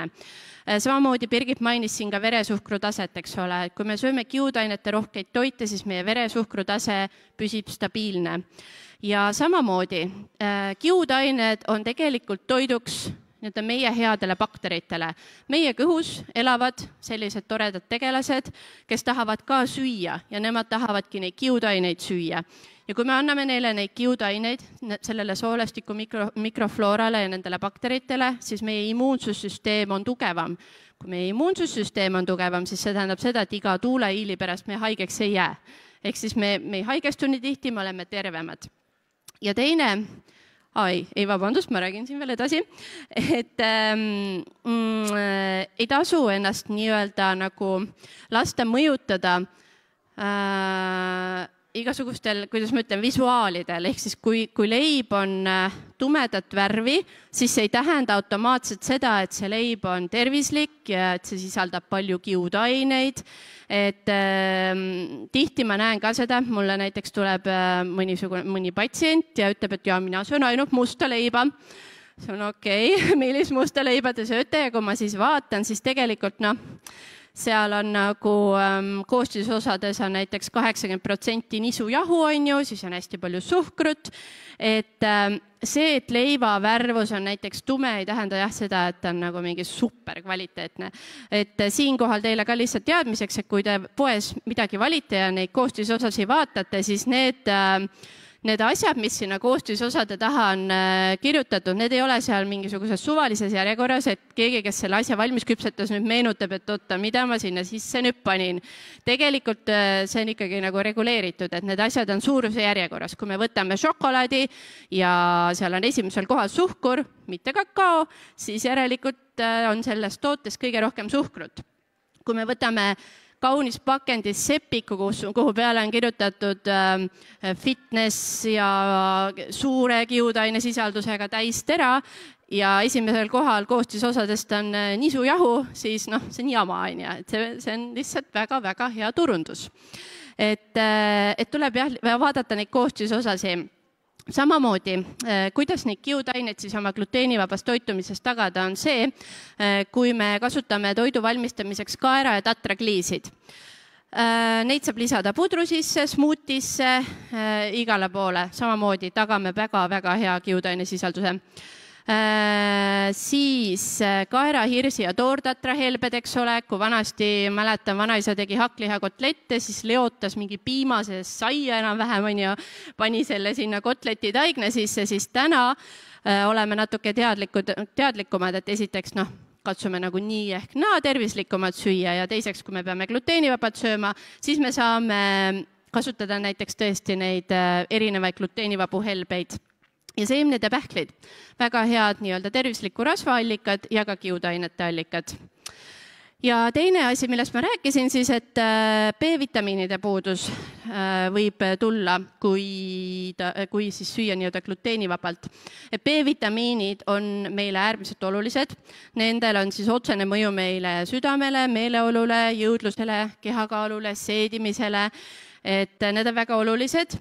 Tänapäeval siis inimestel B-vitamiinide puudus põhiliselt tuleb siis sellest, et lihtsalt kiire elutempo, tarbitakse väga-väga palju töödeldud toitu, poolfabrikaate, samuti süüakse liiga palju suhkrut ja üks põhjus on ka siis see nii-öelda gluteenivaba toitumine. Ja B-vitamiinid on siis sellised vees lahustuvad vitamiinid. Ja tegelikult üldse nagu vitamiinidest rääkides, siis vitamiine ei ole meil väga palju vaja, küll aga on meil vaja neid pidevalt. Ehk siis meie kehas ei ole mingisugust vitamiinipanka. Et nüüd 2 nädalat söön täiega palju köögivilju, puuvilju, laen ennast vitamiinidest täis ja siis lasen edasi 6 aega kuskil hessis, eks ole. See tegelikult nii ei toimi. Vitamiine ei salvestata mitte kuskile, me peame neid saama pidevalt lihtsalt. Ehk siis me peaksime nagu ideaalis kogu aeg sööma võimalikult tervislikult. Ja siin on ka siis, ma tõin välja kõik need erinevad B-vitamiinid, saate lihtsalt kiirelt pilgu peale visates, ma näen juba praegu, ma lähen ajast üle natukene, et ja mida ma kindlasti tahan veel rääkida, seda puudutas ka Birgit. Ja see teema mulle endale ka lihtsalt väga-väga meeldib, on see, et see nende gluteenivabade toodete toiteväärtus. Et 2021. aastal tehti Norras üks uuring, kus siis võrreldigi toiteväärtust ja hinda võrreldes nende tavatoodetega. Et kui ma eeldan, et teil on mingisugune nagu connection selle gluteenivaba värgiga, et ilmselt kõik teate, et kui me lähme poodi, võtame sealt mingisuguse tavalise sepiku, siis see on mingisugune 2-3 korda odavam kui gluteenivaba sai, eks ole. Et need on tegelikult, need tooted on oluliselt kallimad. Samas reeglina need tooted on väiksema toiteväärtusega, siis nende rasvasisaldus on suurem, nende soolasisaldus on suurem, siin on kahjuks mõned sellised väiksed näpukad, aga pole hullu, saate aru. Nendes on vähem valku ja kiudaineid, nagu ma just rääkisin, ja rohkem süsivesikuid ja küllustunud rasvu. Aga gluteenivabade toodete siis tõesti selliseks põhiliseks koostisosaks on kõrge glükeemilise indeksiga riis ja mais. Birgit natukene puudutas seda glükeemilist indeksi, ma räägin selle veel korra üle, et see igal toiduainel tegelikult on oma glükeemiline koormus, ehk siis see tähendab seda, et kui me sööme mingit toiduainet, siis tema glükeemiline koormus on see, mis näitab ära, kui kiiresti mingi toiduaine meie veresuhkrutaset tõstab. Toon näite. Riis on hästi hea näide. Näiteks sööme valget riisi. See on väga kõrge glükeemilise koormusega toiduaine, ehk siis me sööme selle valge riisi ära ja meie veresuhkrutase tõuseb. Põmm, lakke, nii. Kui me sööme nüüd näiteks täisterariisi, esiteks, mis seal on, see on suur mineraalide ja vitamiinide allikas, eks ole, seal on palju kiudaineid ja ta on madala glükeemilise koormusega, ehk siis kui me sööme täisterariisi, meie veresuhkrutase ei tõuse nii kiiresti. Ja toitumisterapeudina, mida ma iga päev inimestele ütlen, et nagu minu eesmärk on see, et nad hakkaksid sööma niimoodi, et veresuhkrutase oleks päeva lõikes enam-vähem stabiilne. Ei tekiks selliseid suuri kõikumisi, sest et need suured kõikumised tavaliselt ongi need põhjused, miks meil tekivad mingisugused nagu kahtlased isud mingisuguste šokolaadiküpsiste ja mingisuguse jama järgi, eks ole. Kui me veresuhkrutase on stabiilne, meil selliseid asju ei teki. Ja see nüüd ei tähenda seda, et nüüd mina ütlen, et umbes, et see on kõik väga tore, meil on gluteenivabad saiad, leivad poes olemas, aga ärge neid sööge. Need on kõrge glükeemilise koormusega, see tegelikult nii ei ole. Ma olen ise ka väga õnnelik, et ma saan täna minna Selverisse ja osta omale gluteenivabast saia. Jah, mina söön ka saia.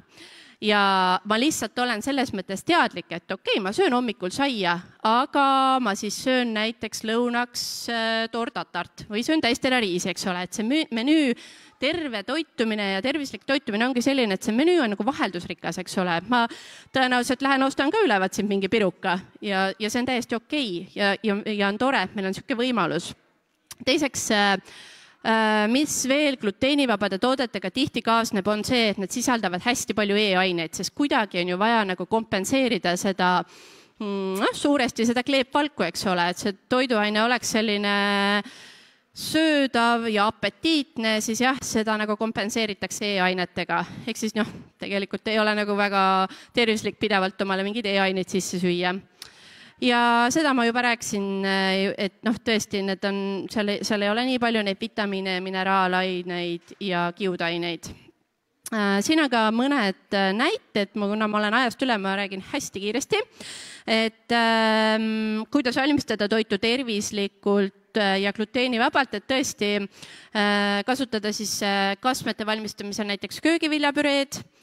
Hästi palju võiks olla menüüs kaunvilju ja asendada siis ka mõnede toitude puhul teraviljad köögiviljadega, et näiteks tehagi suvikõrvitsa nuudleid või siis näiteks lillkapsa põhjal pitsat, aga selle puhul peab jah siis nagu meeles pidama, et nagu Birgit mainis, et ei tohi nii-öelda jääda kaloridefitsiiti, et jah, et me nagu teravilja ja köögivilja nagu funktsioon on täiesti teine, et ikkagi kui me sööme nagu täistera pastat, eks ole, siis me saame sealt süsivesikuid, kui me sööme köögivilju, see on väga tore, me sööme siis hästi palju köögivilju, aga nad ei ole nagu üks ühele, et neid võiks siis vahel asendada. Siin on ka mõned näited riisi makrasalatist, et tegelikult Rimis on olemas üks gluteenivaba makra, ma olen selle täielik sõltlane, sest mulle tegelikult makra väga maitseb. Ja jällegi, see ei ole mingisugune selles mõttes tervislik toode, aga jällegi ma olen õnnelik, et ma saan ka makrat süüa. Igasugused pannkoogid, eks ole, hakklihakaste, et ei paksenda mitte nisujahuga, nagu kunagi mulle ema tegi, vaid me saame kasutada tärklist, mannapuder näiteks täistera riisimannast, sojakaste, sellest ma juba rääkisin, ja pitsapõhi minu kodulehel Tervistoidust on üks hästi hea pitsapõhi, kes tahab teha tervislikku pitsat, siis hästi valgurohke, gluteenivaba, et minge vaadake sinna, see on tõeliselt maitsev.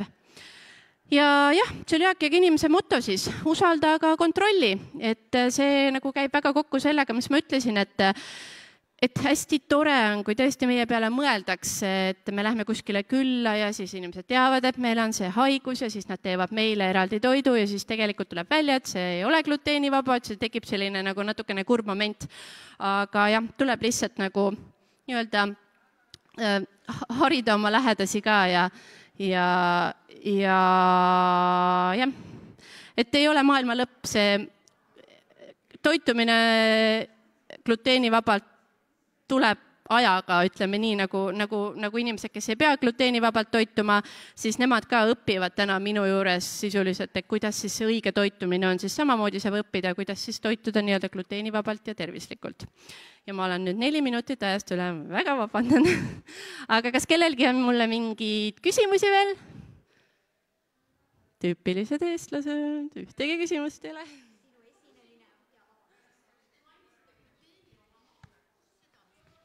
Võt. Rivi peab mulle maksma hakkama. Me käisime aastaid seda ostmas Järve Selverist. Mina teadsin, et Eestis ainuke koht on Järve Selver, kust saab gluteenivaba makrat, aga väga võimalik, et neid kohti on veel.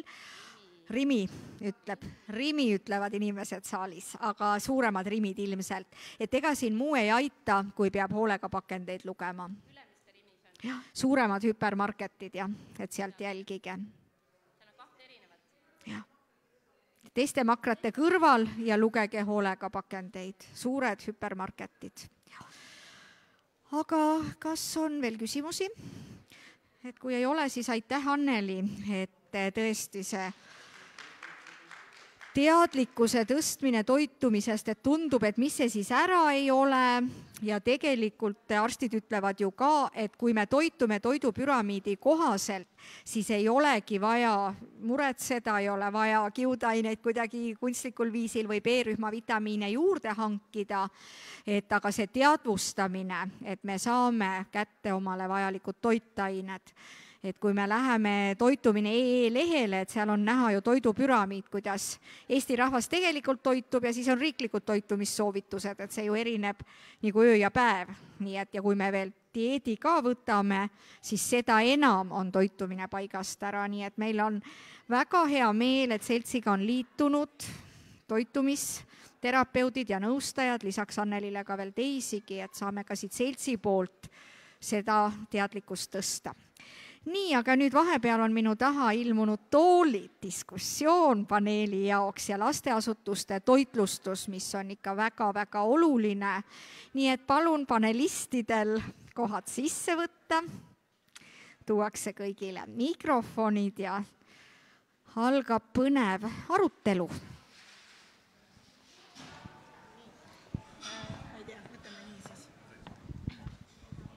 Üks.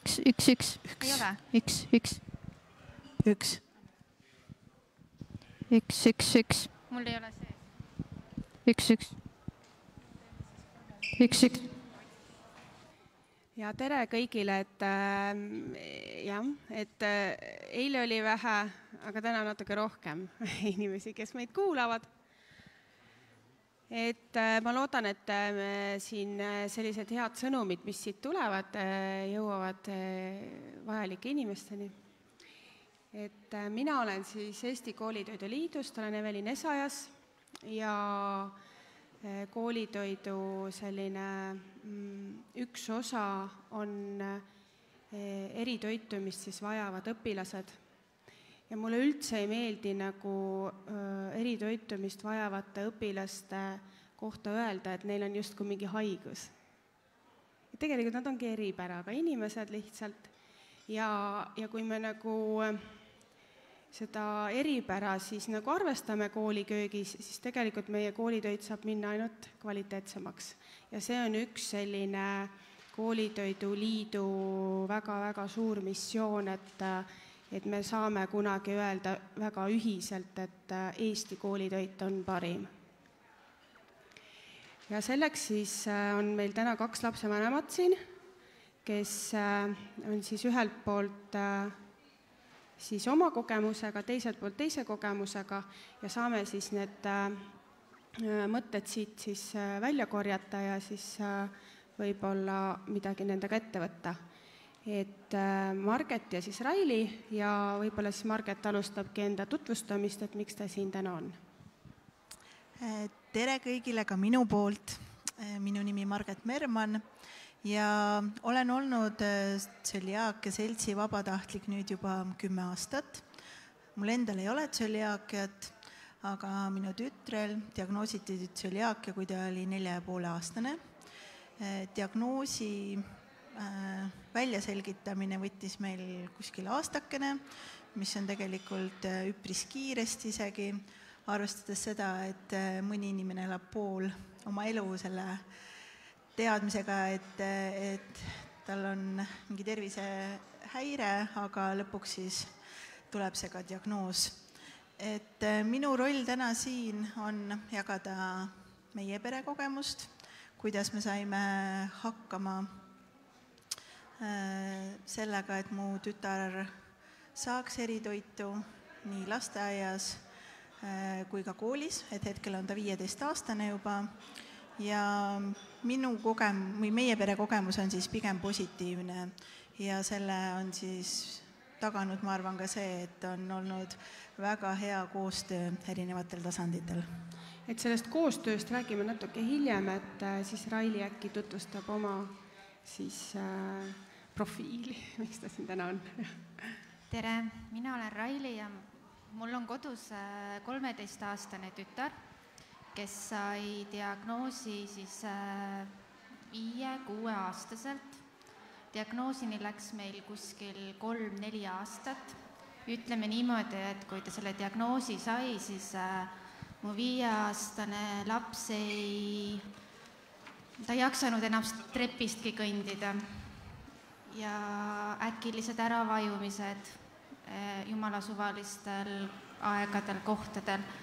Et see näitab ka seda, et kui oluline on õigel ajal see diagnoos saada, sest et ma saan öelda oma kogemuse pealt, et see võib minna väga hulluks.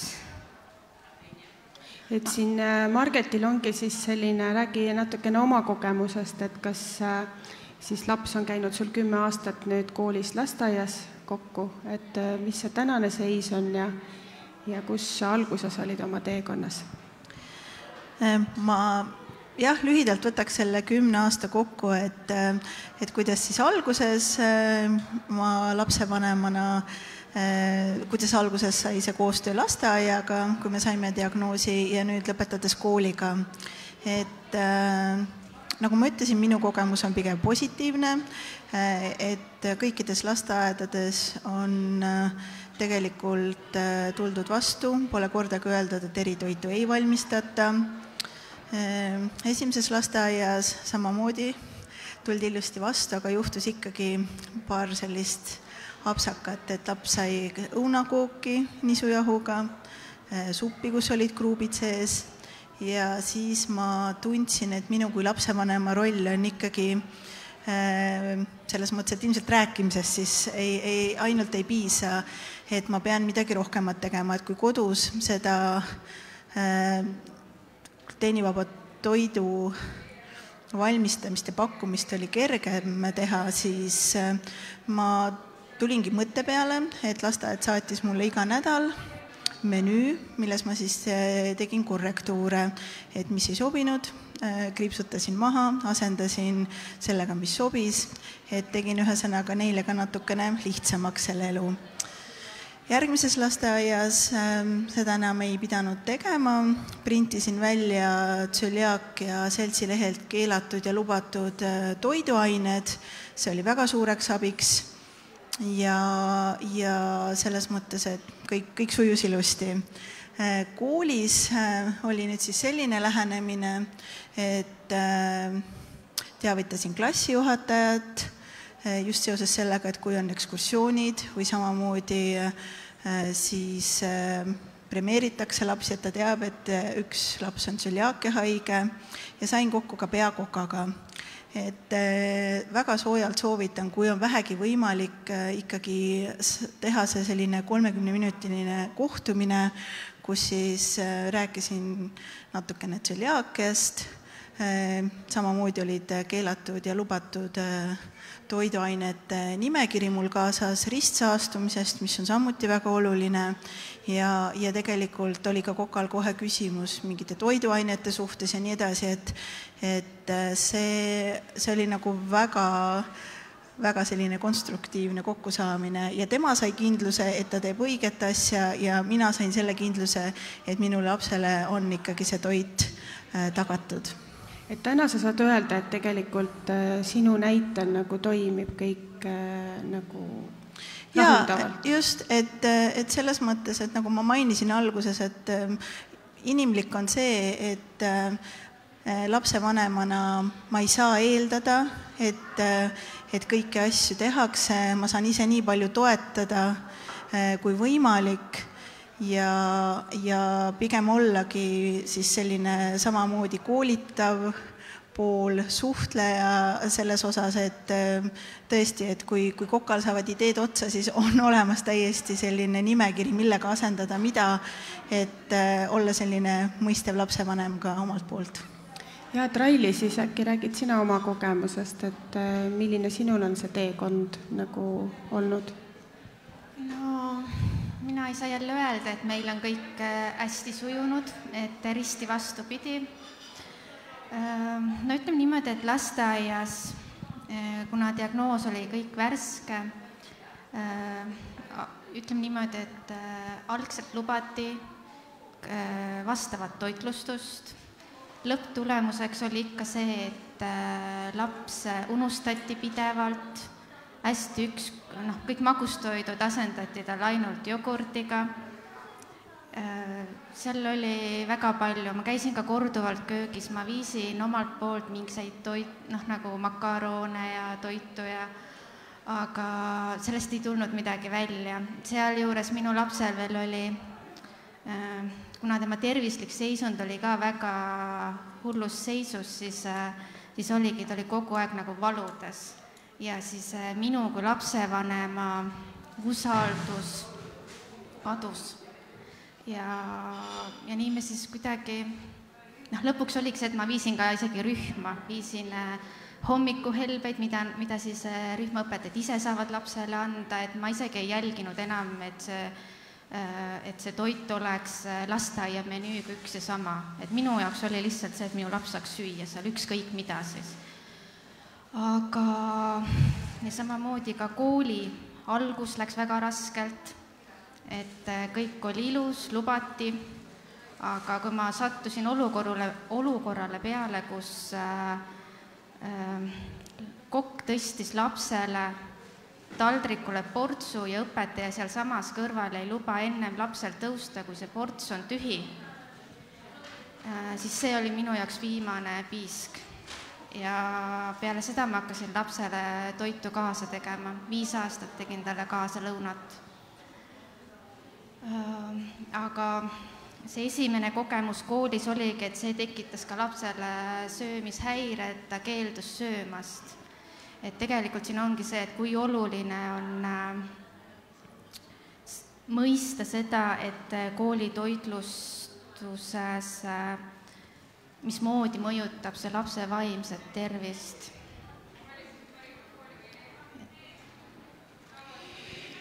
Jah, et need on sellised kurvad näited, mis Raili nagu tõi, et toit on ju see, mille kaudu me saame selle enesetunde, et kui meil on kõht tühi, siis meil on paha tuju. Kui meil on kõht täis, meil on jälle halb olla, eks ole, et kuidas leida see kõige parem lahendus, et ei ole see eritoidu vajav inimene nagu teistmoodi, kui on tavatoidu peal inimene, et ka temal on samasugused mured, ja kuna see, ütleme, see tooraine valik ei ole nii avatud või kõik ei ole nii hästi kättesaadav, et selle võrra ongi nagu see vaimne pool nagu hästi oluline toetada.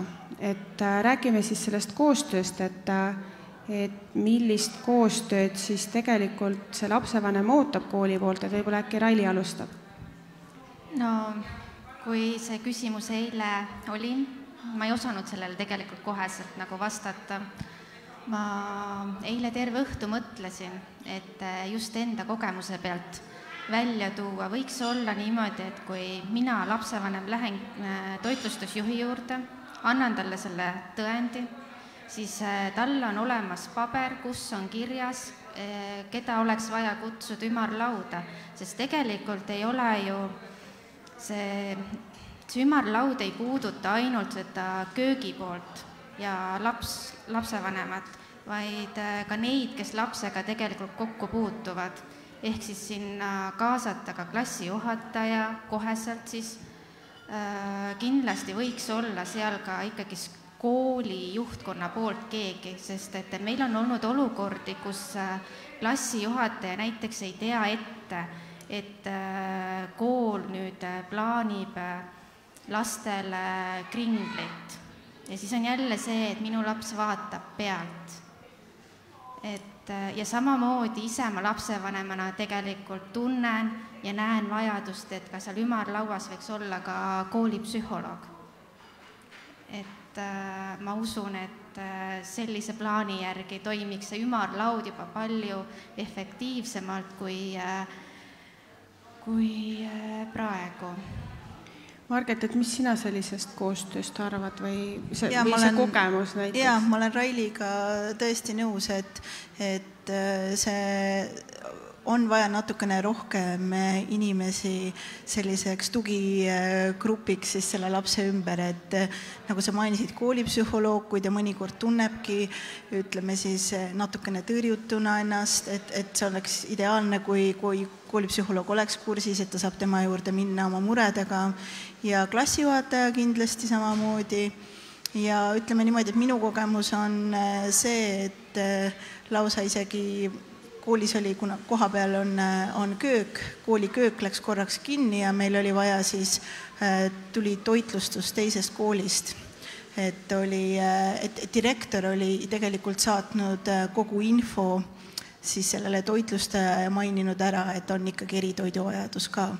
Et minu jaoks, isegi kui on tegemist väikse kooliga, siis iga laps on oluline. Kui on seal koolis 1 või 2, seda enam peaks see info olema kõigil teada ja vajalikul hetkel see ka edastatakse õigetele inimestele. Ja et see on hea tähelepanek, eks ole, et kõik sellised kokkulepped, mis tehakse lapsevanematega, et peaks olema kuskil kirjas.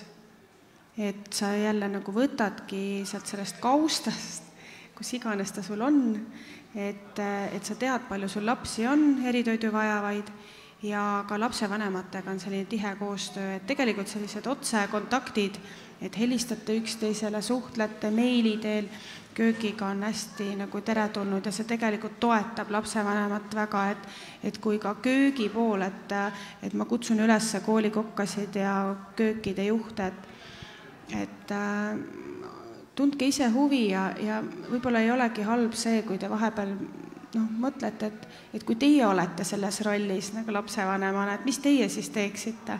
Et see on nagu selline hea koht mõtlemiseks, et kuidas te siis käituksite ja kuidas te suhtleksite köögiga, et sealt te saate nagu oma sellise kogemuse nagu kõrvale panna. Aga siit ma läheks nagu üle selle peale, et mis Raili nagu enne mainis, et see tõendite osa, et siin on hästi palju diskuteeritud selle üle, et ma tean, et uues määruses peaks olema see punkt kirjas, et selle tõendi näitamisel peaks siis see köök pakkuma seda eritoitu. Aga mis on nagu teie seisukoht, et koolikokk ütleb ikkagi, et võt, et kui tõendit ei ole, siis mina talle seda süüa ei tee, eks ole, variant 1.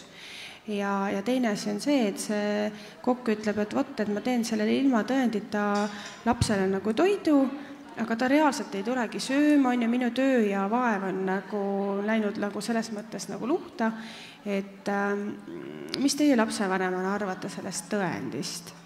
Et võib-olla Marget siis alustab. Ja ma arvan, et kui see tõend tagab selle, et lapsele valmistatakse eritoitu, siis ei ole see lapsevanema poolt üldse keeruline tegelikult selles mõttes kooli viia.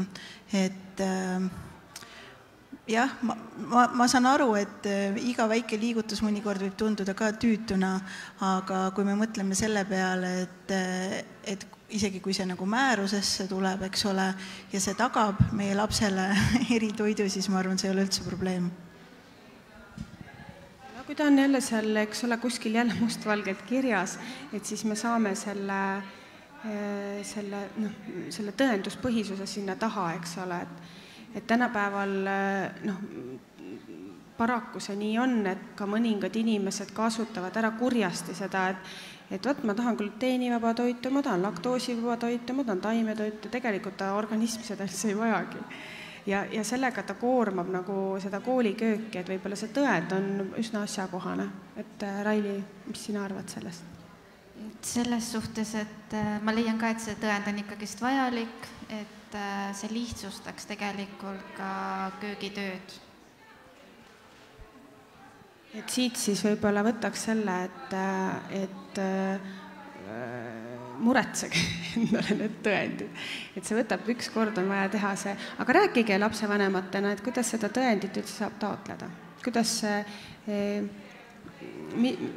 mis selleks tuleb lapsevanemal läbi teha?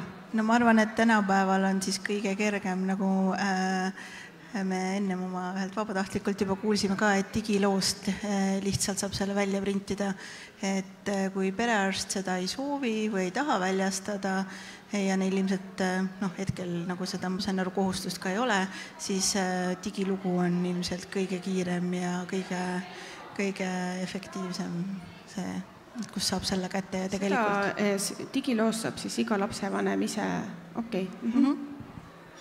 Selleks nagu mingit vereproovi, midagi sellist... No kui arst on tegelikult ju selle diagnoosi pannud, siis on see digiloos kirjas, nii et see peaks sealt siis ka välja tulema.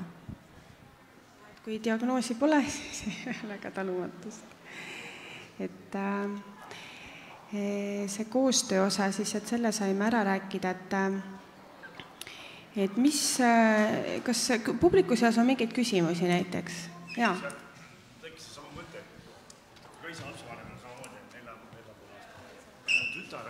Jah, tere.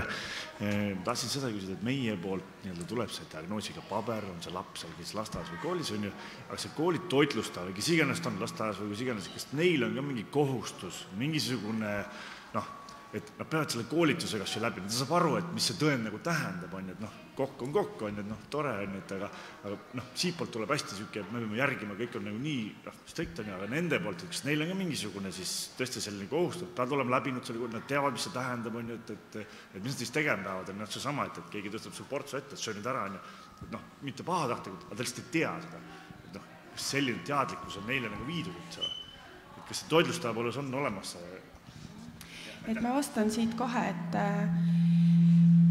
et paraku me peame seda tunnistama, et koolikokad on vähe teadlikkus selles valdkonnas, et ainus, millest nad ongi teadlikud, on gluteenivaba pasta, gluteenivaba jahu, et tegelikult see võib-olla gluteenivabad need pagaritooted, eks ole, mis on ka nagu enamjaolt valmis kujul.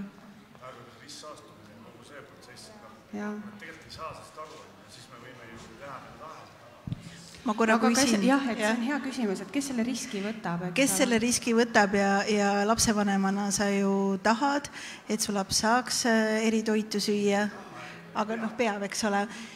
No, siin on erinevaid lähenemisi, kellel see kohustus siis lasub. Ma ikkagi rõhuks hetkel sellele koostööle, et saada ikkagi selle koka, kas on nagu selles mõttes suurtoitlustaja või on köök koha peal?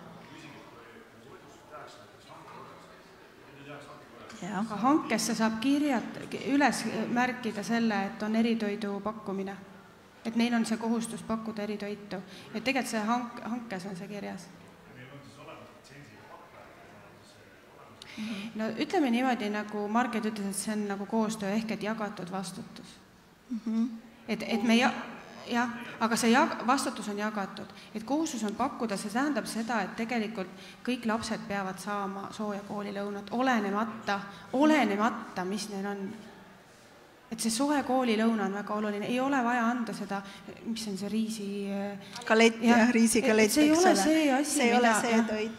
See ei ole see, mida kuhu me peaksime koolilõuna. Ja mina lisaks koostöö mõttes ka selle, et meil on tegelikult juhtus ka nii, et tegelikult see makaron küll pakuti, mis oli gluteenivaba, aga on ka ainult maisijahust ja on riisi ja maisijahust, et minu tütar kodus ka ei söö maisijahust, et talle küll nagu pakuti ja siis ma sain kokalt tagasiside, et me pakkusime, aga ta ei söönud midagi ja tegelikult me jõudsime üsna kiiresti siis lahenduseni, et ma ütlesingi, et mul on väga kahju, aga tegelikult ta seda nagu sellist pastat ei söögi, et nad asendasid selle ja ma ütlengi, et see on selline siis koostöö ja kellel see saastumine on, kellel nagu, kes peaks nagu selle eest vastutama, et seda ei toimuks. Ja siin on jälle paljud lasteaiad ja koolid on meie poole pöördunud koolitusega, kui nad seda ei tee, siis mina ütlen, et mina käisin ikkagi ise sellest rääkimas. Et siin selle riski osas on see, et tegelikult on seda võimalik maandada miinimumini kooliköögis. Seda on võimalik, kui tegelikult toitlustaja seda soovib.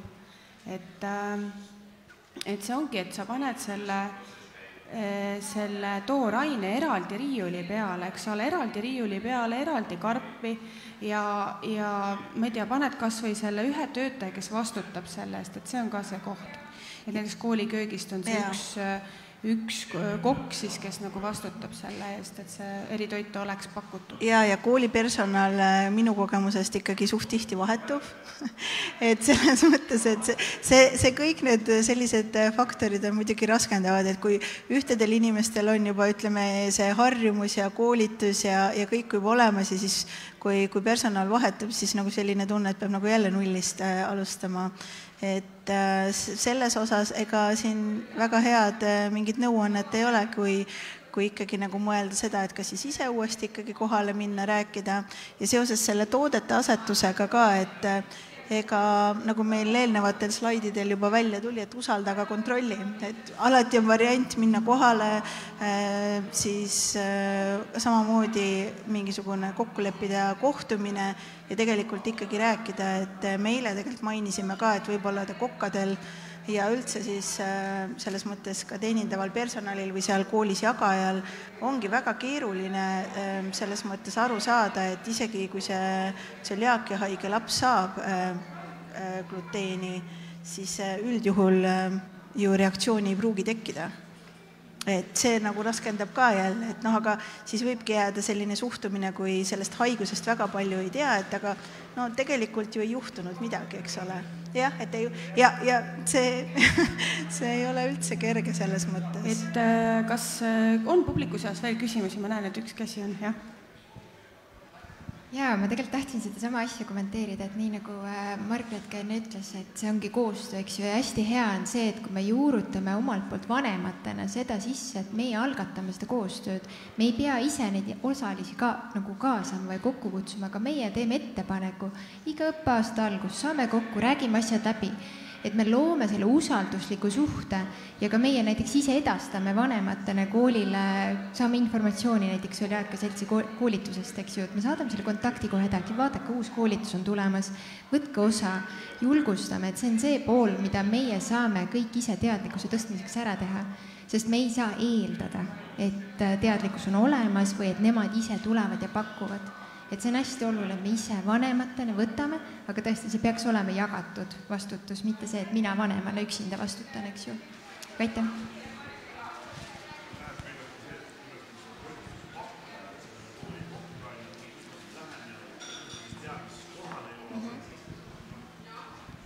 Minu poolt see mõte ka, et me oleme nüüd Eesti Tsöliaakia seltsis järjepidevalt igal vaheajal pakkunud koolitoitlustajatele koolituse, sest koolitoitlustajate organisatsioonid on meile öelnud, et kui lapsed on vaheajal, siis toitlustustiimidel on aega ja paar päeva tagasi tuli kodulehele välja järgmise vaheaja koolitus ja suured koolitajad Baltic Restaurants Estonia ja Dušman on juba meie koolituse läbinud ja jätkub koostöö.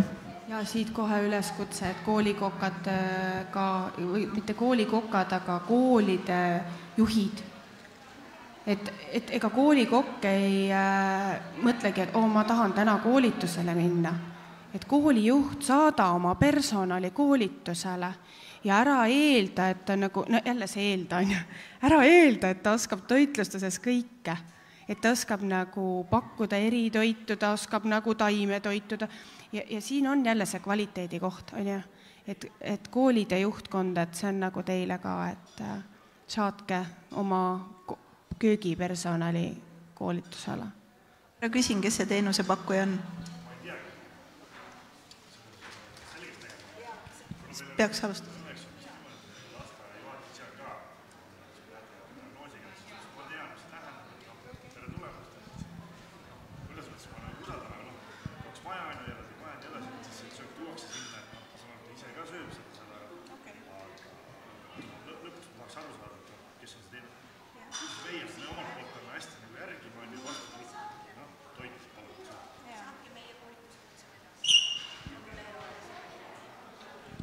Aga siis aitäh teile, jah.